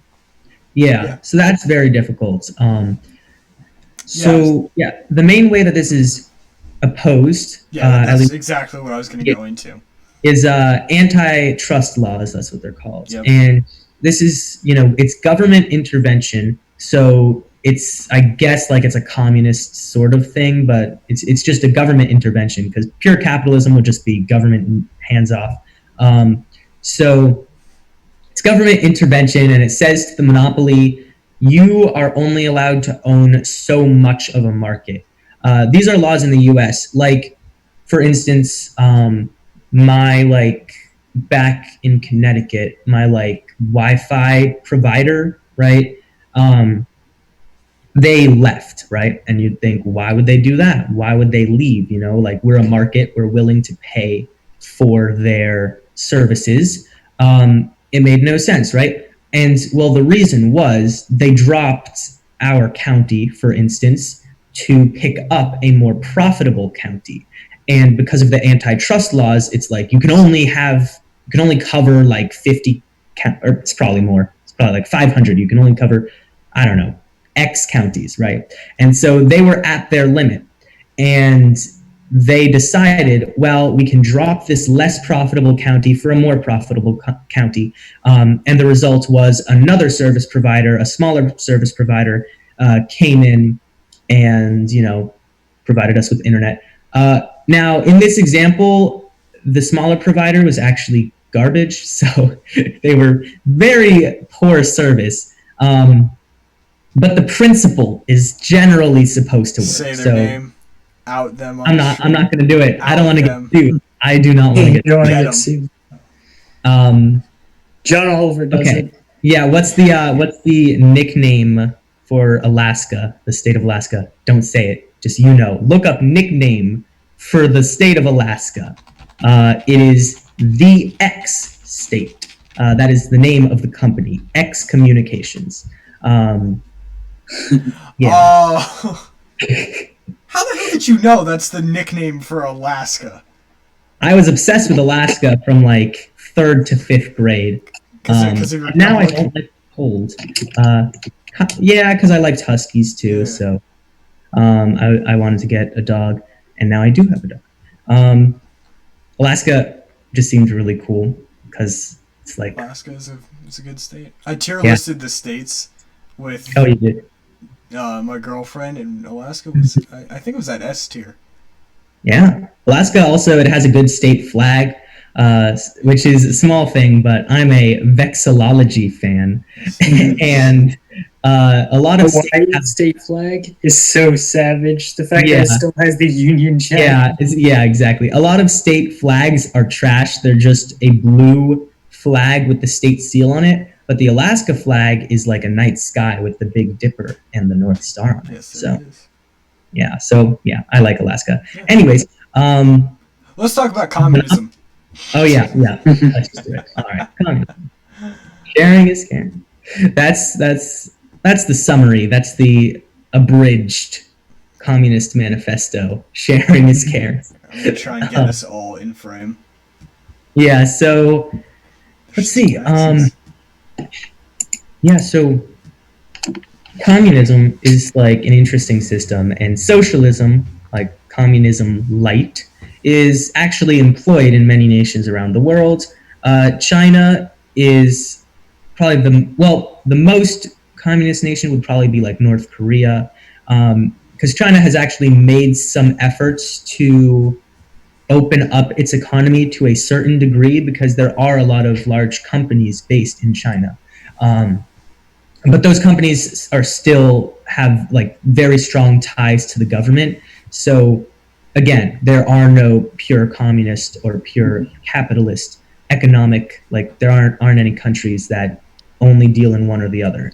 But China's probably the closest. Previously, that would be the USSR was fairly, I mean, it was, and even then, that was on the flag. And then, and I've probably brought this up before, but some of my friends that live in Hong Kong, I asked them, and they knew people that lived in mainland China, and I asked them what is China like actually like communist, like USSR communist? And they were like, no, it's a lot more capitalist than a lot of people give it credit for. It still is probably one of the most communist nations on the planet, but even they, just to survive, they need capitalism, or at least some capitalist infrastructure. Exactly. China, it's probably the largest, like, notably communist nation, you know what I mean? Yeah. And with regards to all of the communist nations, though, I think they have all succeeded in one aspect of communism, like the USSR specifically, which is abolishing private ownership of most property. China hasn't really done that as much, but they haven't really succeeded at the second crucial stage of communism, which is then taking the property that that the state assumes and redistributing it. Mm-hmm. Because what happens is, like in the USSR's case, they basically took all of the grain quotas, but they never actually gave it back to the people. And you can't have a communist society if you don't actually redistribute it. Yeah, so that's a bit of a problem, and that is sort of corruption, and that would be a big sort of downfall of this system.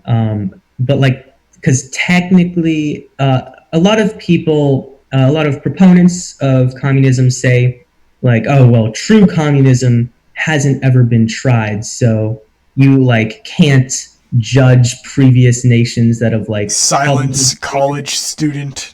Yeah, and the difficulty with that is that there hasn't been a pure capitalist system either. So if you're gonna criticize how America runs, you want me to just Uno reverse card, I can just say, well, America's not a pure has there ever I want to see if in history there's ever been an actual full communist or full capitalist.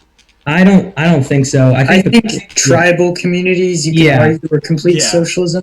And they were like what's this thing to complete free market? I don't know. Maybe there was like some like crazy Aztec trading town where it was just mad markets. Mad markets. Like the Indus River Valley civilization. I don't know. But yeah, so yeah, no, it's lighter, really never been done outside of like you're right. Tribes are full. Yeah, so some lighter communist nations, more like socialists, if we just sort of think of a spectrum. Many European nations are still capitalist, but much less so than America, because they have more governmental systems. So yeah, that's kind of like the layout. That's the landscape from, I guess, capitalist to communist. So let's see, what else about communism? Communism. Well, we can point out the obvious that it hasn't really worked in practice. Yeah. Like currently, what is this? China, Laos, Cuba, like North Korea, and I think Vietnam maybe, that are actual communist nations. Yeah. Like they call themselves. Well, North Korea doesn't. It says it's the People's Republic. The Democratic. Democratic. Yeah, but you know, it's like we know, buddy. But they operate on a communist system. Figured it out. Yeah, I figured you out. Yeah, exactly. Yeah, it's interesting. Like China has a one-party system, and their one party is the Communist Party of China. So yeah, exactly. Yeah. So yeah, corruption is definitely a problem. With a lot of through history, every country that's like attempted communism has like failed in some way, because you have Mao Zedong killing off like however many people died in the Great Leap Forward, or the 5-year plans in Russia or the USSR that didn't really the USSR as a whole didn't really pan out. Vietnam got kind of heated. So, yes, the argument is there that it didn't work due to human error. But that falls flat, because any government system should account for human error. Yeah, exactly. It's a human-run system. Yeah. Yeah, so while it is technically true that, like, yeah, sure, no true capitalist system has ever been tried, and like it's all been human error, but like you can't ignore that. And yeah, that's a big problem here because, as Adam Smith, said, it's like it's human nature to act in your own self-interest. So if you are put at the head of this nation that is able to acquire so much wealth and is supposed to give it back, you might be a little bit late on the giving it back part, right? It's just a tendency.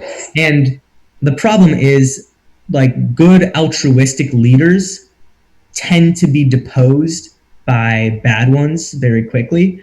It's just kind of like, this is just like it's like nature, and it isn't even like human action. It's like the leaders that are too forgiving will like end up leaving their enemies alive, for instance, and other people can win over the like military, for instance. Someone can bribe the military leaders, and if you're saying no, I'm going to have integrity as a leader, as a communist leader, I am going to redistribute all the wealth back to the people, then your key officials and your military, they're going to be like, hey, we kind of won a little bit.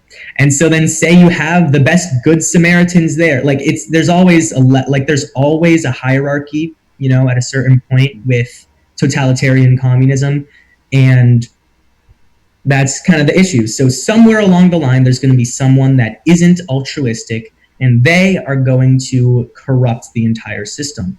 Mm-hmm. And so that is why totalitarian communism tends to fail. Anarcho-communism is a different argument. I would say it would probably work better than totalitarian communism, but I haven't researched it as much. Well, the scale is just smaller, if you think about it. Yeah, that's true. There are less people required that need to be altruistic. And traditionally, I think population was smaller. Yeah. That's a problem too. Maybe it can't ever work again because there are just so many people. Mm-hmm. Yeah. But yeah, so communism has not worked in practice, whether it's due to the system in and of itself, due to corruption, human error, any of that. But through practice, it hasn't worked. And yeah. That's really pretty much one of the biggest arguments against it. It's like, if you think this is going to work, why hasn't it? But let's go over to the next one with the man who pioneered the idea of socialism and the idea of communism. Yeah. My old Instagram handle, the man, the myth, legend, Karl Marx. Yep. Yeah. We got a tweet by Elon Musk, the madman. He said top Marx and then posted this photo. And yeah, so Karl Marx was, he was alive in the 1800s, and he wrote these books, Das Kapital and the Communist Manifesto. The Communist Manifesto being, I think, more known, more famous because it has communist in the title.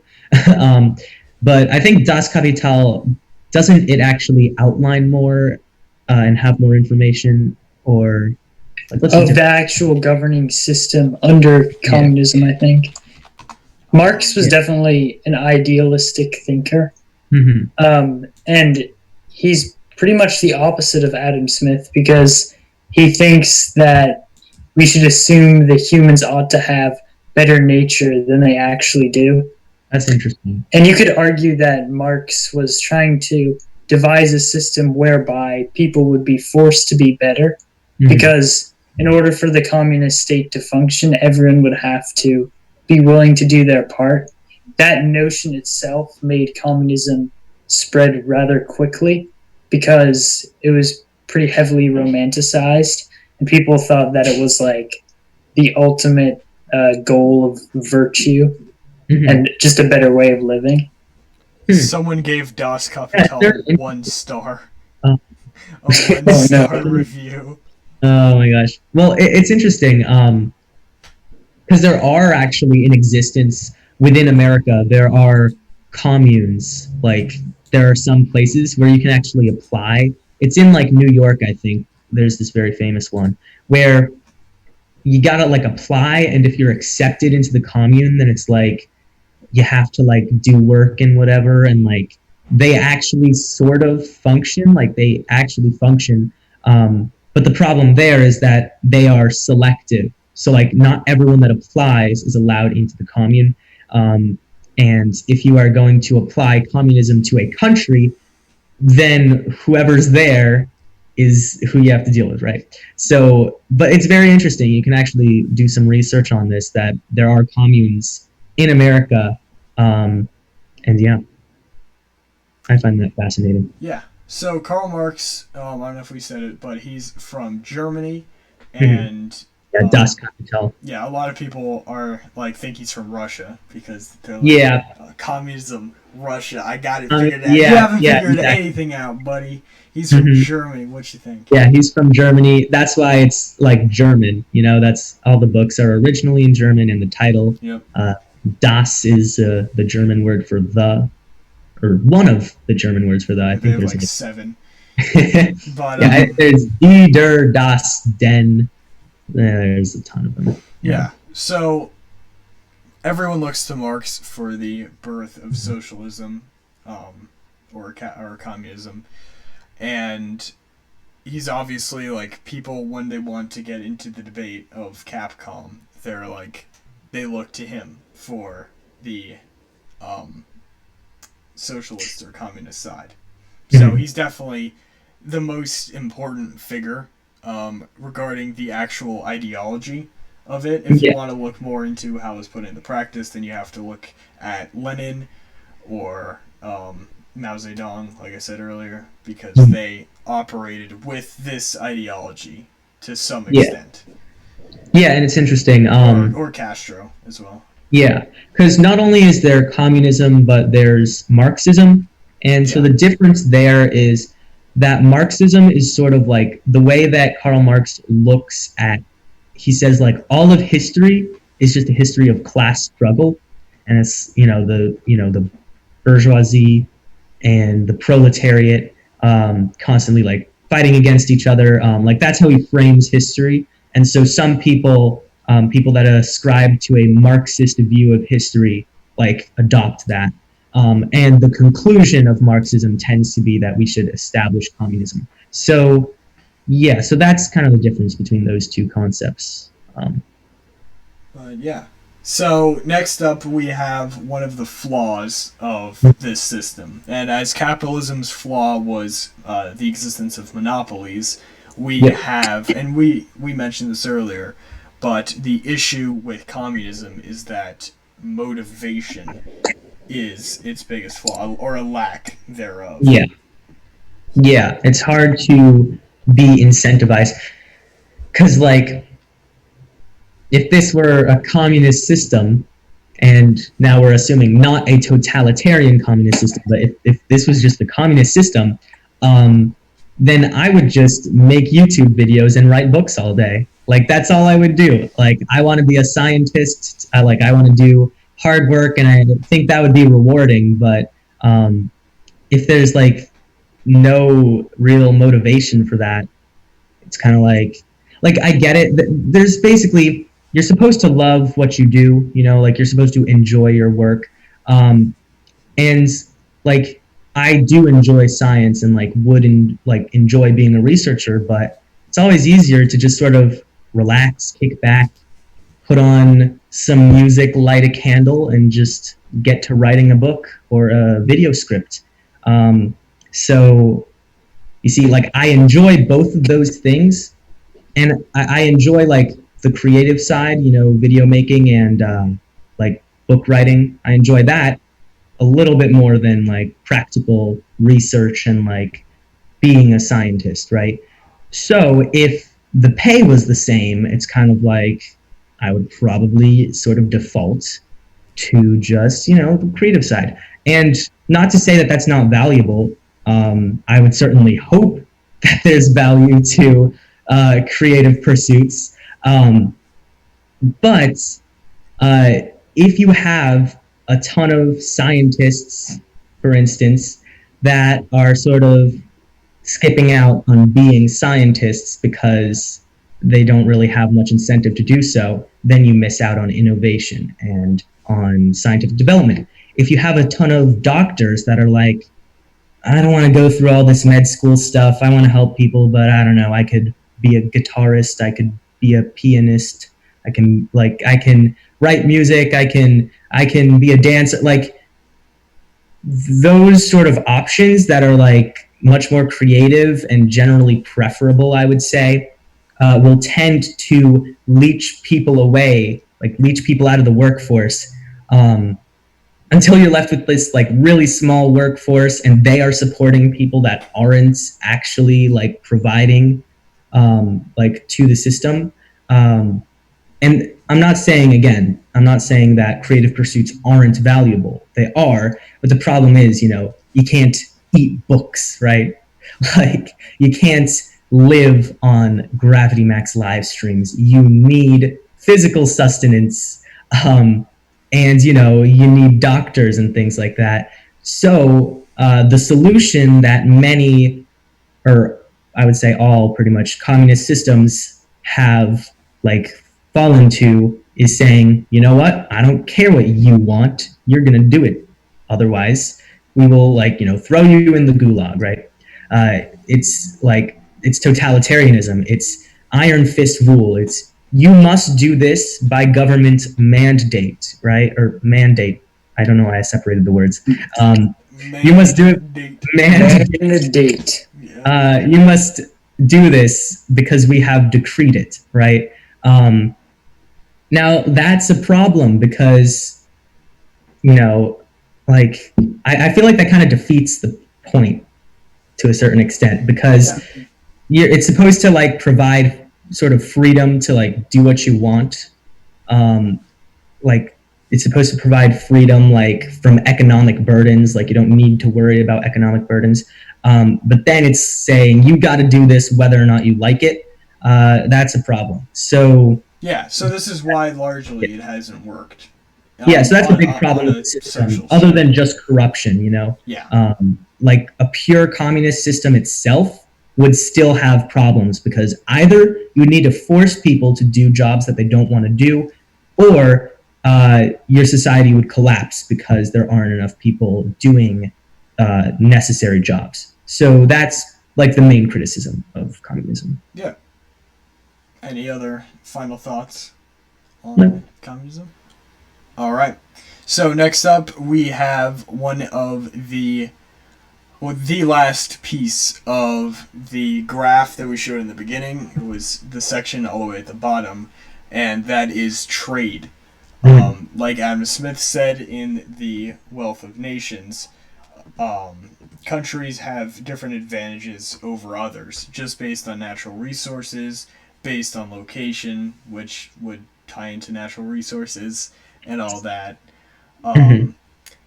So trade becomes necessary because simply some people have things that other people don't, and those people want what they have, but these people also want what you have. So let's make a deal, right? Yeah, a big good thing. I can't think. I can't think today. Good thing. I'm too This man, he's out of school for one day, and his mind's already gone. School. His mind's already gone. It's all gone. My brain has been fried, but at least I'm relaxed, right? Ignorance is truly bliss. Ignorance is bliss. Yes. No, but so I'm just gonna say it. A good thing about humans is that we have the capability to specialize. So some words stay, some words don't, I guess.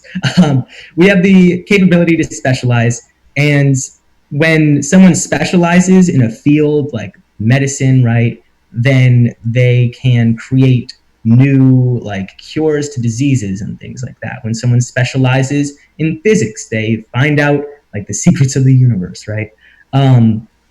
So because we as humans specialize, that's a big part of our intelligence and success as a species. So trade is necessary because individuals, corporations, governments, every organization, we all specialize. and you need other corporations, governments, people for support, with your specialization. Because whatever job you work, if you, I don't know, if you design iPhones, right?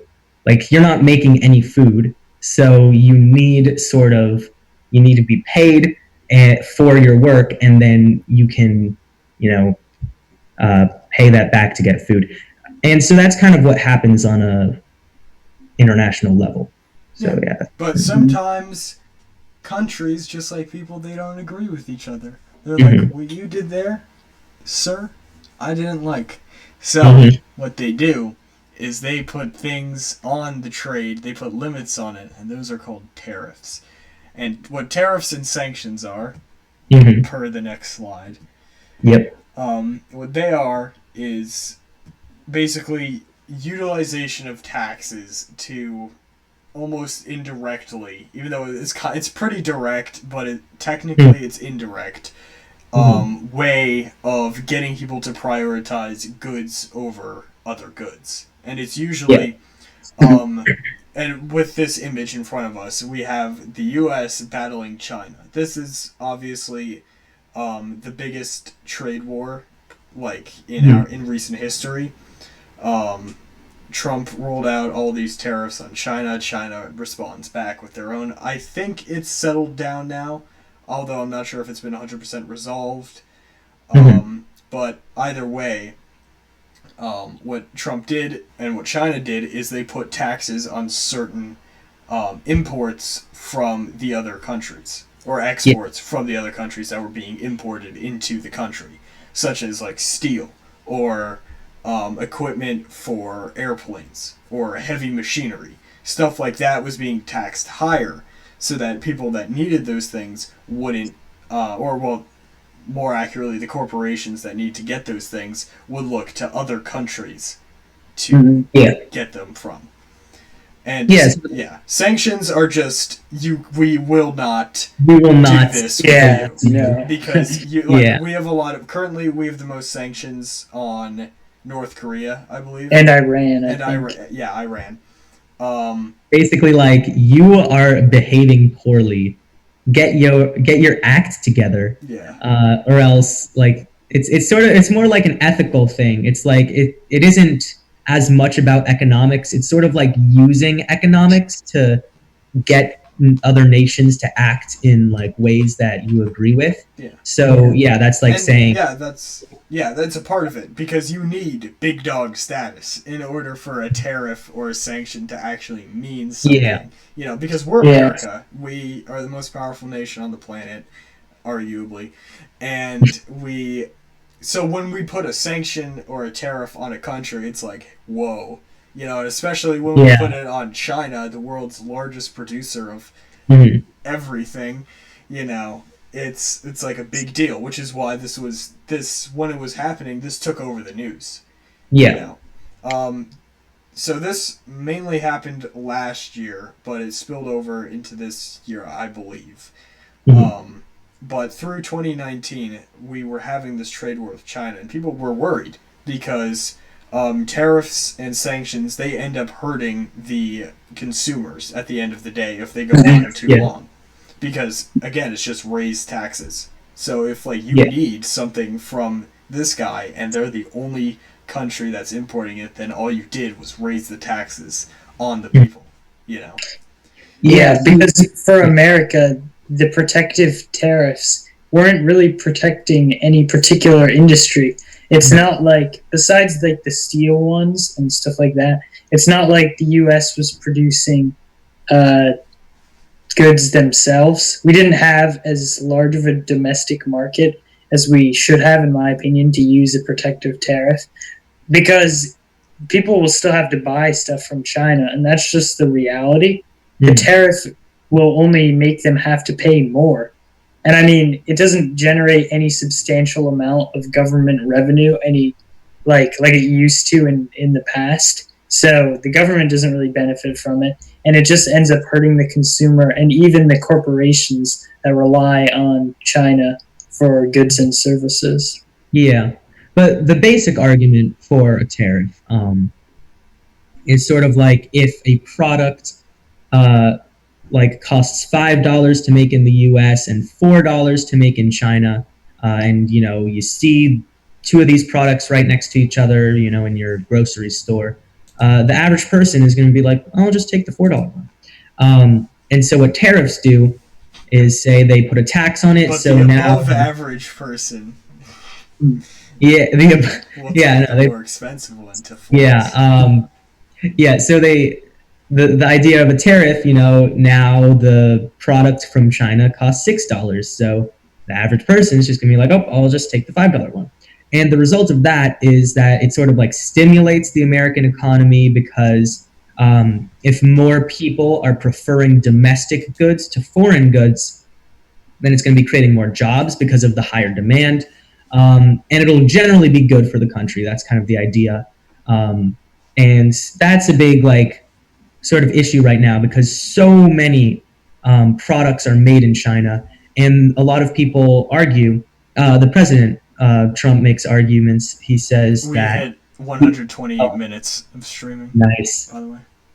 Nice. 28 minutes. But yeah, so Trump and like many others argue that we should be making goods in America to provide jobs to other Americans, and we outsource too much.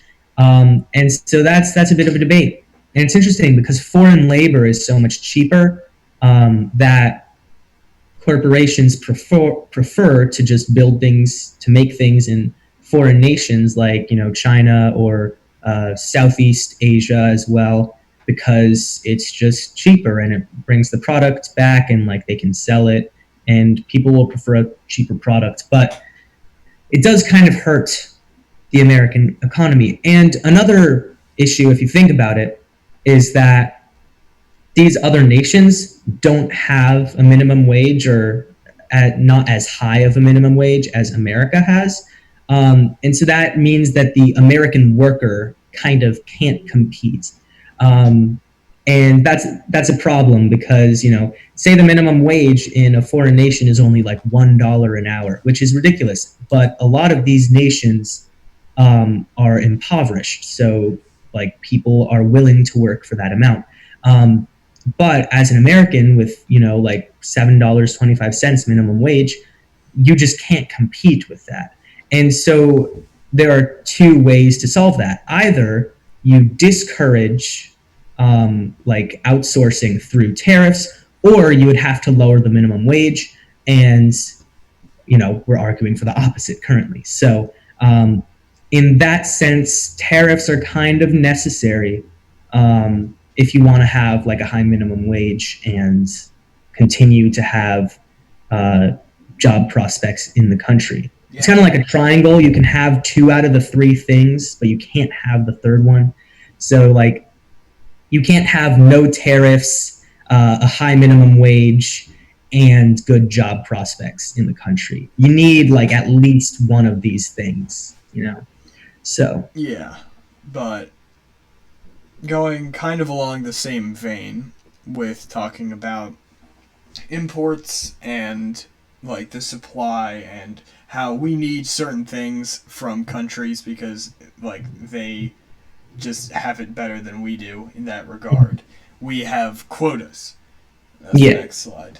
As my eye is just failing on me. But yeah, so these are this is a graph of the projected effects of an import. Well, it's based on data, but the effects of an import quota on the market of the importing country, in this case, the USA. So, USA. Yeah. We have. You want to take a stab at this graph? Not really. I do not. It shifts the price of the particular good based on the supply limit, because if you look at the places where the world price and the world supply interact, that price is lower than the price with the quota, which is in red, because the supply is capped. So the supply won't follow the natural supply-demand curve, and the price will just skyrocket once the supply like more or less runs out. And quotas can be extremely effective in making a specific industry more profitable in the U.S. Like with the U.S. auto industry, there were import quotas on the cars that we could get from Japan or Germany, for example. And once those were imported, it suddenly made it profitable for U.S. companies to sell cars at a more expensive price domestically, which hurt the consumers, but was pretty good for the car companies themselves. Interesting. So yeah, quotas, they can be good. Yeah. They can be bad. Yeah. Mm-hmm. Sometimes they can make you sad. Great. Let's talk about NAFTA. All right. So trade organizations, and sometimes they're good. No, I'm joking. Oh my gosh, yeah. So trade organizations are sort of, well, if you look at NAFTA specifically, North American Free Trade Agreement, we agree to trade freely between these nations. So this agreement, a trade organization says, we are not going to put tariffs on each other. So, you know, we're like the Jerrys shaking each other's hands in that episode of Rick and Morty. So that's kind of what it's saying. It's like, all right, we won't put tariffs on you. Like, all good. We got no problems here. So NAFTA is this agreement between the U.S., Canada, and Mexico. And the three of us, pals, los tres amigos, we're all just agreeing, all right, we won't put tariffs on each other. And so it stimulates trade between our nations because tariffs sort of decrease the amount of trade, I would say, because it makes it more expensive. So, yeah, so it stimulates trade, encourages trade, and it's just good, I guess. Yeah, that's what trade organizations do. Yeah, so trade organizations, again, it's what Adam Smith dreamed of back in 1700 Scotland. He was like, the nations, they gotta be trading. So these he would have given the big thumbs up to. But actually, so George Washington is famously known in his farewell address. He was like, do not associate with like other countries, you know? Oh, yeah. Outside of trade. So what he may have been for trade organizations, it's up for debate because along with trade organizations comes familiarity and like bias in other things because you obviously don't want to hurt your trade partners. So George Washington probably at the end of the day would not have been for NAFTA or any of the other trade organizations because as a consequence, you know, Canada, the U.S. and Mexico are now all, you know, buddy or buddy as they can be. So yeah. It brings everyone closer. And it's impossible to really differentiate between what is an economic interest with a country and what you would need to like militarily intervene for. Mm-hmm. And I think the U.S. has been roped into numerous wars because of that. Like, arguably World War I and World War II, we entered mostly because of economic interest in the region. Like it would not have worked out if we had just let everything slide. Yeah, it's interesting because I think another trade organization or some trade policy, the TPP, like the Trans-Pacific, I don't remember the last P, the Trans-Pacific something. It was a like trade agreement or something that like I think Trump like kind of canceled. And that's interesting because it would have been... What is it? What's the acronym? TPP, Trans-Pacific... Partnership. Partnership, there we go. So that's interesting because the thing about a trade organization, right, is if we were to reduce tariffs on places that like have such cheap labor, as I was saying earlier, and can produce cheap products as a result, it would kind of like, hurt American like jobs, right? But the interesting thing about NAFTA is that we have more similar like levels of, I guess, development with these countries, I would say, than the nations of like Southeast Asia. And I think that's an important part of a trade agreement. Like if we look at the European Union, when Britain was a part of it too, like Britain, France, Germany, all of these nations are like similarly developed. So it kind of makes sense for them to have free trade amongst one another. Like they're all on a level playing field. They have similar like standards of living, similar minimum wages. So they're all kind of like they're on the same page. But the problem is, like, if you were to do a global trade organization, right, and just no tariffs ever, it would be difficult to support that because of the differences between the nations, the differences between standards of life and like what people of different nations are willing to accept. So yeah, and this fits nicely into the next one, which we also talked about with tariffs and sanctions. Foreign versus domestic production.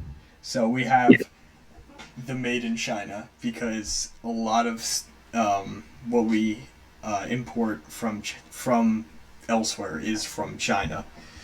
Yeah. And because they're good at making stuff, man. Mm-hmm.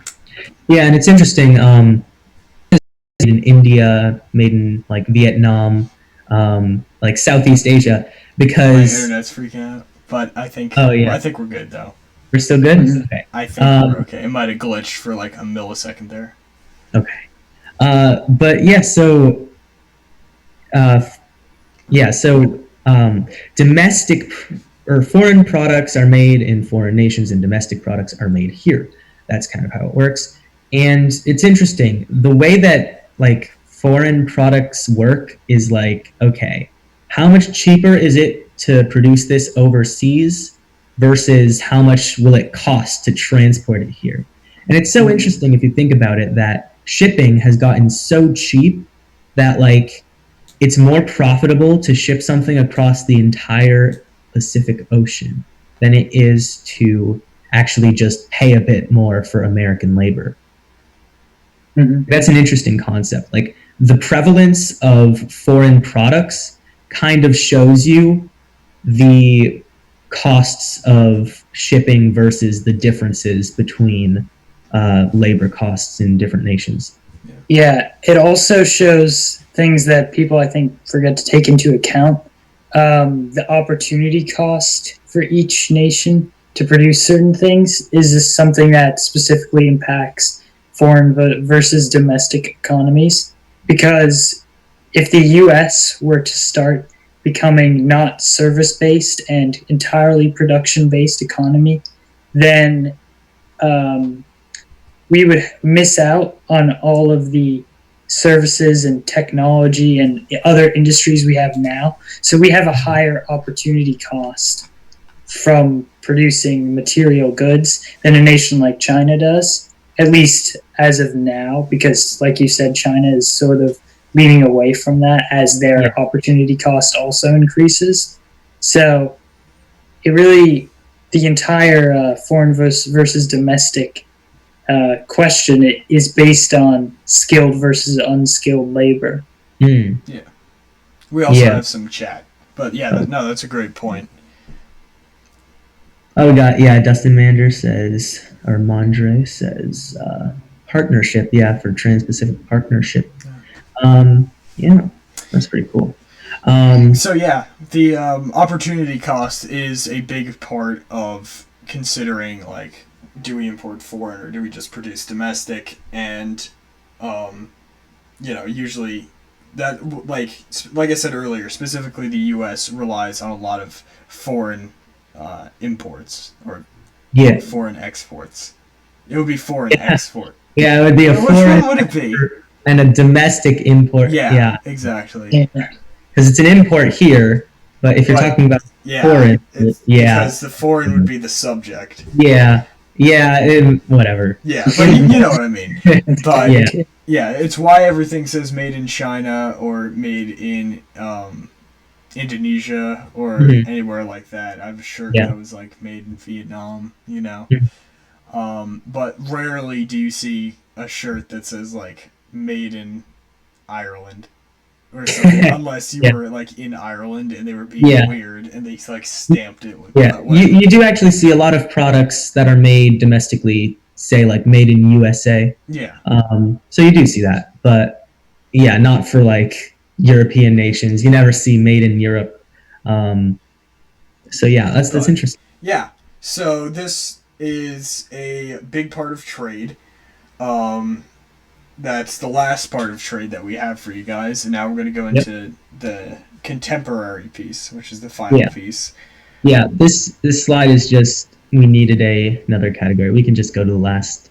Yeah. So Okay. contemporary macroeconomics Yeah. We're just involves talking the situation today. the current situation. So, Yeah. So look at this graph. Here, Is this? I'll minimize this for this graph. All right. Just put you. Yeah. So the question is this a recession? Are we currently in a recession? And the answer is soon to come, although we all probably kind of know. The answer is probably going to be yes. So the definition of a recession is 2 consecutive quarters where the GDP does not grow in a country.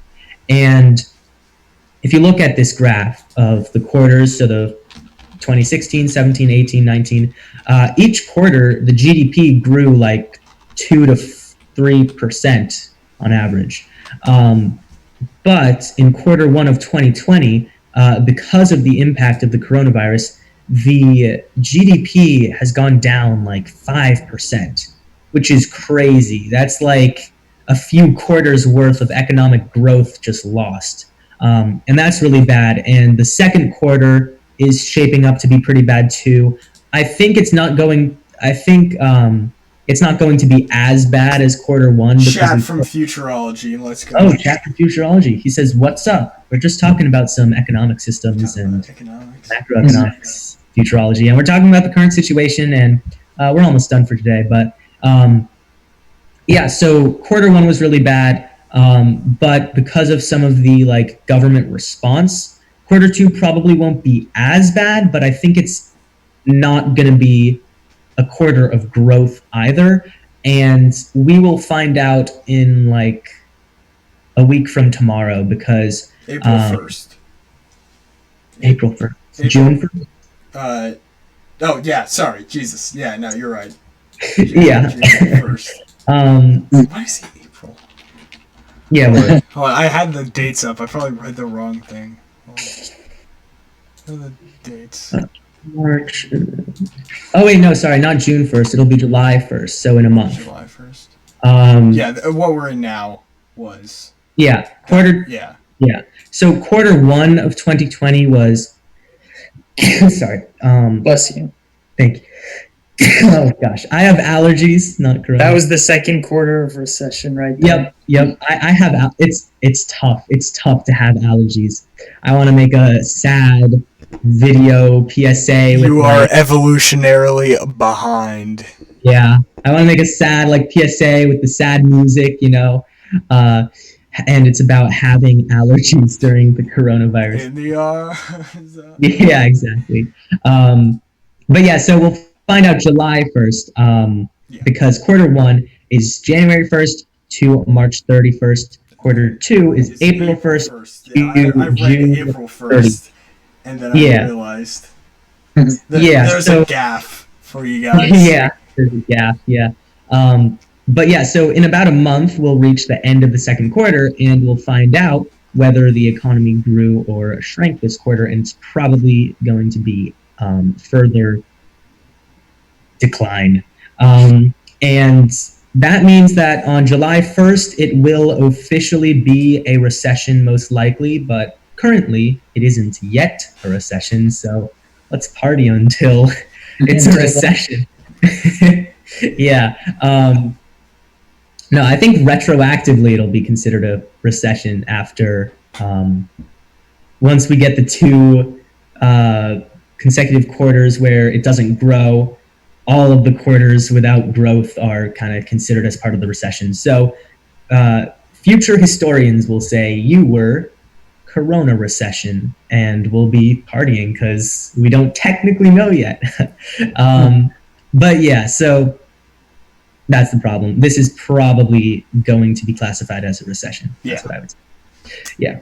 But this is also different from a lot of other recessions in recent history, because although it has like made unemployment virtually skyrocket and completely slashed the GDP, I think that somehow people are still more optimistic because of the nature, the cause of the recession being not like faulty mortgages, but there's no human error involved. Because it's a virus, people are holding on to the hope that there will be a vaccine, and the investors are like, oh, we shouldn't just sell everything immediately. There's no like Black Tuesday or whatever event that at least that's happened yet. But I think things could get very scary if, let's say, the virus continues for a whole nother year. Yeah. Because then the investors will have almost no confidence in the possibility of a vaccine, and people will just instantly try to get rid of as much stock and assets as possible. Yeah, it's interesting. If you look at the Dow Jones Industrial Average, it was almost at 30,000 at the peak, and then it dropped to like 18,000 like in March. But now it's back up to like the mid 20s. So we're not doing like things were really bad, and we've kind of like staggered forward a little bit. But there's still possibility it could go up or down or just stagnate, which would be pretty bad too if it just stagnated. But it would be really bad. Yeah, currently the Dow, like right now, the Dow is at 24,465. Yeah, and another issue with this presumed recession is that the government can't act solely to counteract the recession. Usually when there's a recession, like government policy is solely focused on, all right, we got to counteract this recession, we got to fix it, like bingo bongo. But now we can't do that because we also have to consider public health because of the coronavirus. So governments can't act entirely in the interest of the economy during this recession. They also need to consider, like, we don't want people to get sick. So that's a big issue with this recession, and that's something that might potentially make it worse than the average recession, is that the government can't really act to fix it because it has other things to worry about too. And that's a problem. And another problem is that we've been kind of like overdue for a recession. 2008 was 12 years ago. And, if you look at the recessions before that, there was like 2001, a recession. That was only a span of 7 years. It's usually 10 though, right? 10 years? Yeah, it's around 10. So we're a little high, a little bit higher up than typical. So it's been a little while since the last recession. So, yeah. I think we can go into some final thoughts now. Yeah. All right, final thoughts. What did I just click? Oh, I clicked on the image, which took me to the page. If you guys want to check it out. Sorry, yeah, I did that. Yeah, no, it's fine. Yeah. I linkified it. But, final thoughts. So, today was the first Sebastian live stream. Yeah. Sebastian has access to my email account. I will be changing my password. Right no! If you think I'm not deleting every single Gravity Max video on the channel right now, you're dead wrong. Yep. Yep.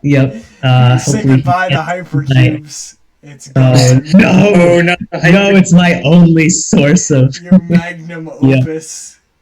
My magnum opus hypercubes. Yeah. But anyways, if we ever have to do this in the future, I will make this better than it is because I had to download it in like 3 You'll be prepared. I will be prepared. Well, this is great that it works because I was a little late. We had some rain on the road, so that was slowing some thunderstorms. Yes. 15 straight days. Odin is with us. Yeah. I like it though, even though it made me late to the Gravity Max live stream. I'm still happy, and we didn't get any thunder interrupting the stream, so that's a good note. But yeah, this was a fun episode. I like talking about economics. It's an interesting science. I like it. Yeah. I'm interested in economics. Yeah, probably after like physics and astronomy, economics would be a pretty big interest of mine. It's how things work. It's how it works. How the money world, it's how it goes around. Great. I'm more interested in learning more about the specific math behind economics, because I've really only experienced the political social science aspect of it. Mm-hmm. I don't really know much about like actual numbers going into it, but there's people that come up with crazy equations that predicts like the next year of like stocks and all that, and it's like mind-boggling to think about that. I took a finance class when I was over on the Yale campus, and we looked at a bunch of people that tried to narrow everything down to a simple equation, and sometimes it's right, sometimes it's not. So I don't think there's any one equation that is the end-all be-all, but I mean, if you had that, then come on. But it's an interesting idea. Is that I think a perfect prediction of the future would be impossible, because a perfect prediction of the future would like cause people to react and probably behave differently than true. That's very true. That's like a huge economic problem too, because you get people like Warren Buffett that just have so much clout that he can do anything, and then the market will move in response. So if he invests in, whatever company it is, other people will see that and they'll be like, "Oh, Buffett's doing that. Let me hop on too." And he moves the market basically. Yeah, it's like a self-fulfilling prophecy. We have chat from Jam, by the way. Also, happy birthday to Jam. It was his birthday yesterday. Oh yeah, happy birthday, Jam. Zip Zap 7:30 late live stream. Zip Zip Zip. Have any of you heard of a game called OpenTTD? We'll do it. We'll do it with Game Stream. We'll do it for. Is this a new game? We'll do it. Is this like? This is like a new trend. I guess. Brendan's been like freaking out about it. Okay. Oh, it looks like what's that, like Latin American Sims game? Tropico? Oh yeah, it looks like Tropico. Yeah. So he continues to say, great economics game, 5 megabytes. Everyone's happy about the 5 megabytes. But yeah, so this was a fun episode. Yeah, it's sad. In school, you don't learn enough about economics, in my opinion. Yeah, economics is definitely one of the most undercut sciences in the education system. The only requirement is half a semester of macro. And I would like to take micro, but I'm not sure it'll fit into my schedule. But I don't know. I can do that in college. I'm taking like an intro to econ class, senior year. Online stuff too. Yeah. Online resources are great, especially during this corona pandemic. And it's great. Now that I'm out of school, I can probably pick a class. So might do that. There you go. Yeah. So yeah, thank you guys all for watching, and thank you, Sebastian, for being our stream host today. Yeah. You like the power of... I like the power. I do. But no one does it like Gravity Max, Same. Because right now we're just sandwiched under the final thoughts. And, yep. It works, but it ain't that certified Gravity Max style, Yeah. I can help you out with that. We can have a Zoom session tomorrow or something, and I can. Yeah. Well, actually, we might be able to do something else, which I've been looking into. I'll talk to you about that later. Okay, cool. But yeah, so maybe I don't have to borrow my dad's computer as much because it has the good graphics card or whatever. Yeah. But yeah, thank you, Zach, for returning to the live stream. I mean, great guest. Very well. Great guest. Knowledgeable. incredible guest. Like, yeah, thank you. Like music theory, economics, like you know a lot. Man's got big brain. So yeah, Sebastian will have to end the live stream. I can't end it. You know, I'm Yes, I stuck will. here. So, So I'm trapped that until it? the live stream ends. oh, Yeah.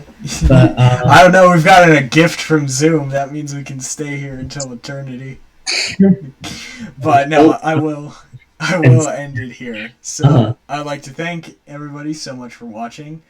Yep. This has been I would say this is one of my more favorite streams. Yeah, Um, every stream is my favorite. At the end of every stream, I always feel hype. I'm like, yeah, this is a great stream. yeah, out of season 3, I would say this is probably one of my favorites. But Nice. yeah, so it's interesting, to think about how the Jam is finishing off by saying some considered it a great game. Still talking about OpenTTD. Says made in 2007, Oh, wow. 64-bit game, and I bet Sebastian is looking into OpenTTD sessions, and maybe that's not what I'm looking into, but maybe I will look into that. But I would like to thank everybody so much for watching. Yep. We've had a decently active chat, actually. Yeah, this is great. And We love the chat. we started off a little rough. We had like 10 minutes where I was trying to set everything up, but I think we are ending on a very high note. Yeah. So Yeah. I will end it here. Do I have to go? I have to go to YouTube to end it, not Yeah, you have to go live. Yeah, okay, yeah, not OBS. Actually, no. I think if you hit end stream on OBS, it'll probably go. Probably, but I'm gonna do it because you always do it on the YouTube studio, so I do. I'm doing it here. So, All goodbye, and we will see you. This has been the 128 seconds live stream. Yep. Check out my channel, and thank you for watching. Yeah.